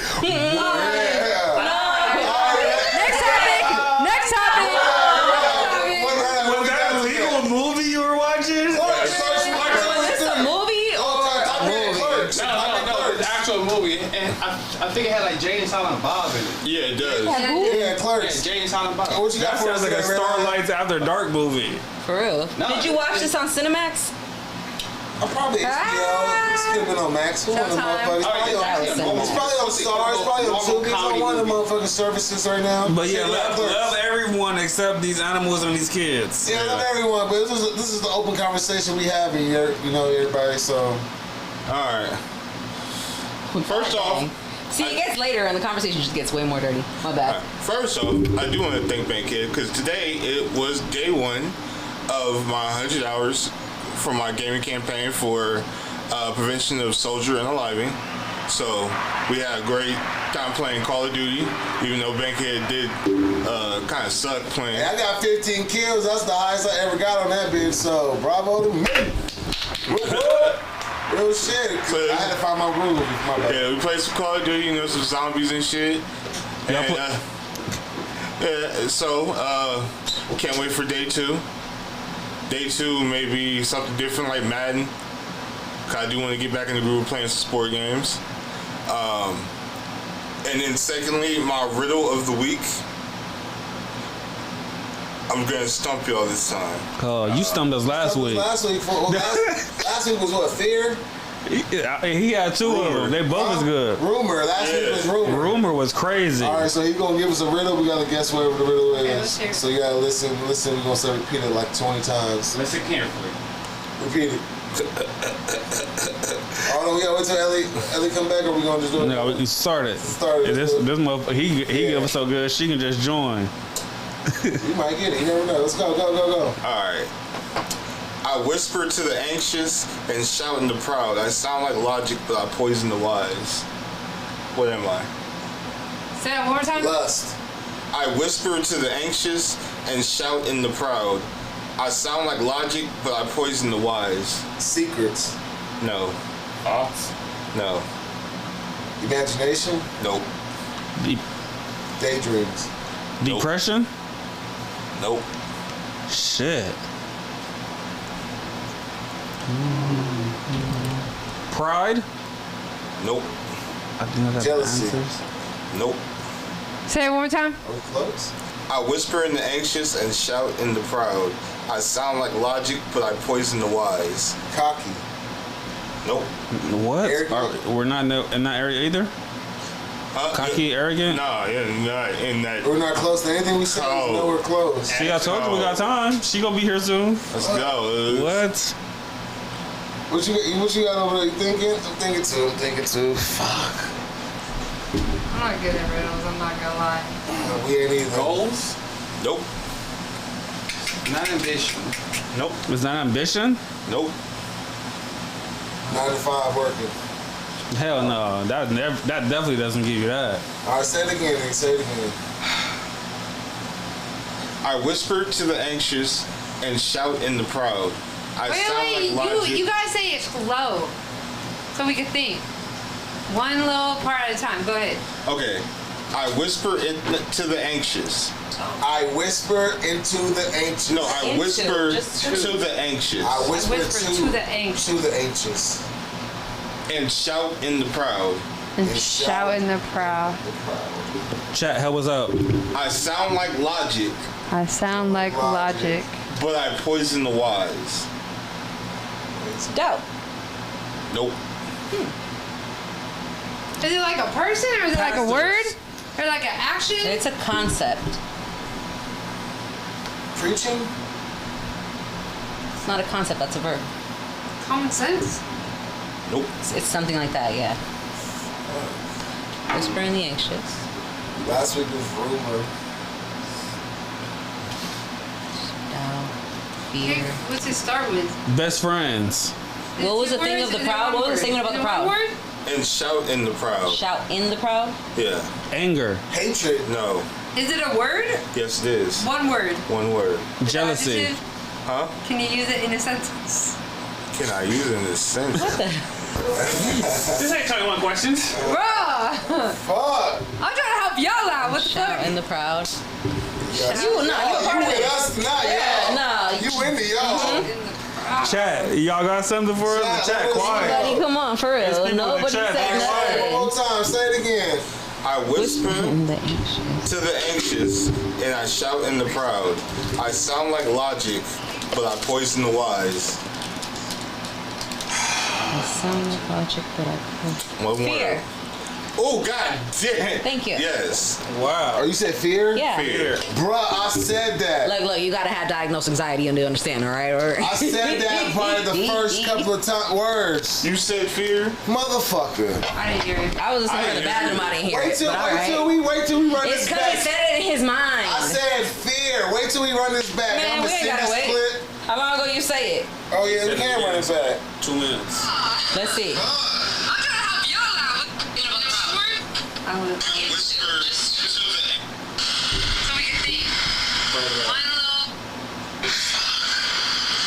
Y'all been struggling. Yes, he was, for sure. He's already saying nope. Nope. Shit, nope. One more time. I told y'all she didn't have to wait for it. She came back and gave the answer. Aw, you said wait till Lily come back. That's funny.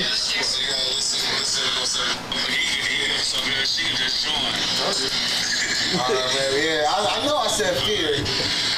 Let's see. To the anxious and shout in the proud. I sound like logic, but I poison the wise.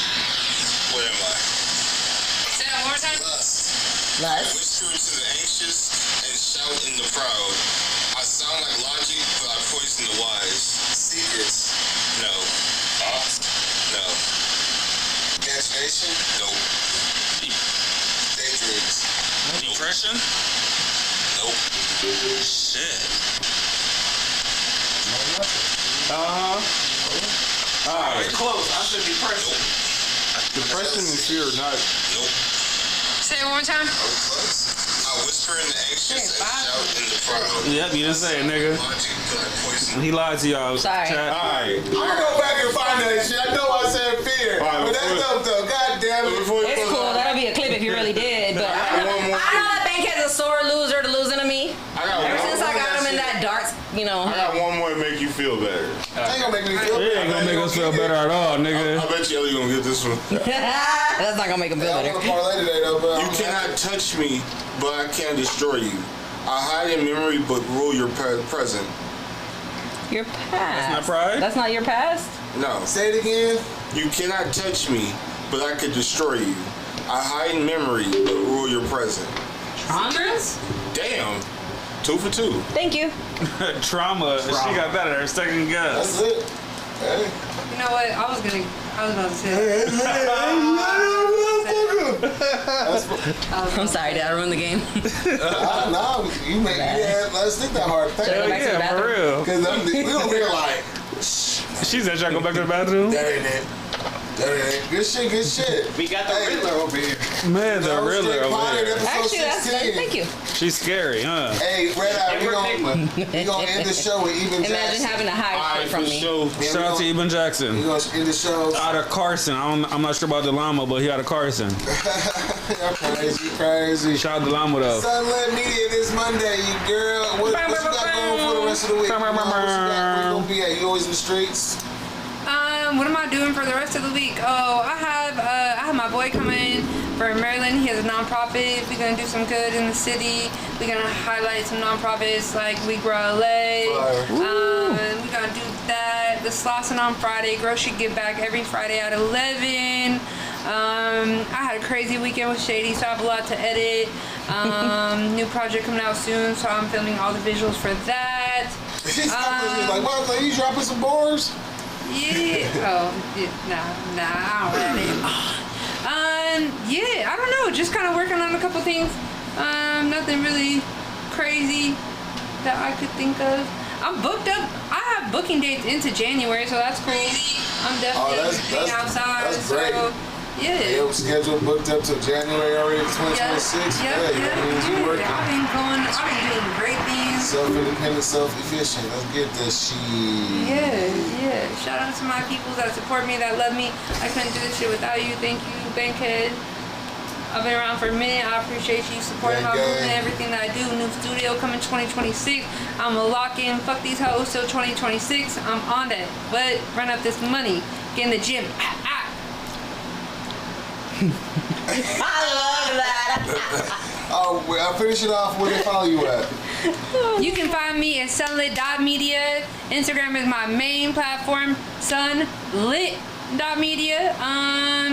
Yeah. And be smiling, kind to one another and all that. All that. BTW, what it do? You already know you can find me at btw_entertainment.com. I'm just playing btw_entertainment or at btw sneaks. And you can find my lovely wife. You can find me at Just Ellie G. That's on most platforms. JUSTELIG. I know people can't figure it out till I say it. Just Ellie G. Yeah, I forgot about that. You can follow me personally at SBRE_MF for motherfucker. You can follow me on Twitch at Shot by Red Eye, all one word. And other platforms, I do TikTok, but not as much. I just watch videos. But you can find me on TikTok at SBRE_MF. What time are you streaming tomorrow? I'll be streaming tomorrow from 1 to 3. On what? On Twitch, I'll be playing between Madden, a little bit of Call of Duty, and then playing Space Marines. Easy call. Hey, you are Bankhead? I am Bankhead of Nation Trunk Radio, but also this Thursday, make sure y'all RSVP, Elijah Banks listening party. It's going down. Who would have thought it's coming down having a whole, like, he said an album release festival, so I don't know what that is. He said it's going to be vendor, food, drinks, red carpet, games, live music, and more. So this Thursday, make sure you hit up Elijah Banks. That's Banks with an X. RSVP to the live listening party. Str8 Trunk Radio is going to be there. We're going to be present. We're going to have a good time. Say what's up to us. We say what's up back. Follow us. We follow back. Submit them damn music video links. Shout out all the artists that submitted those music video links these past couple of days, last week. We're going to keep running it up next week as well for episode 17. So, subscribe, like, share, you dig? We here. Follow us, SODTR_. But we're going to end the show tonight with my man Eben Jackson. What's the name of this video? Pedigree? Oh, yeah, I fuck with him. He cool. Pedigree by Eben Jackson. Pedigree by Eben Jackson. Make sure you follow us, Str8 Trunk Radio, SODTR_. Hey, rise up, grind up, bless up, pray for somebody than yourself. Be out to the big edge.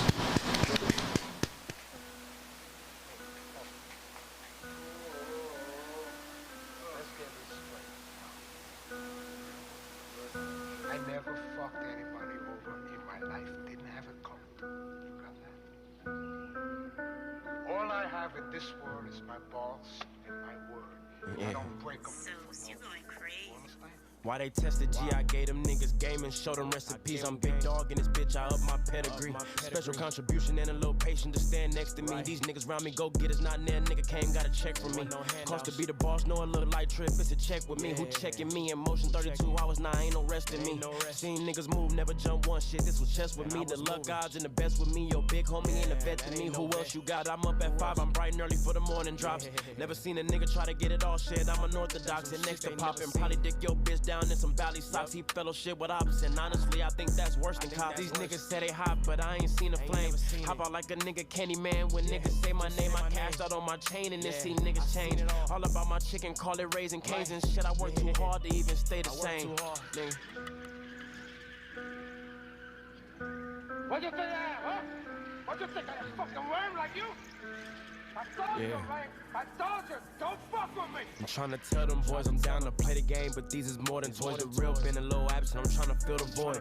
More banks than Lloyd, punching up shit like I done trained with Floyd. Ain't flexing for the look, I gained that weight and it wasn't off them roids. I stuck the code and only booked that stew because I off them lows. Nigga one is I took a little bit, next time I drop them lows, my pockets gold. You talking to a legend up in them Raptor rows. He did it for the hoes, I chose the money, I'm glad I picked that road. I'm next to blow, you next to flop, you stressed over that bitch and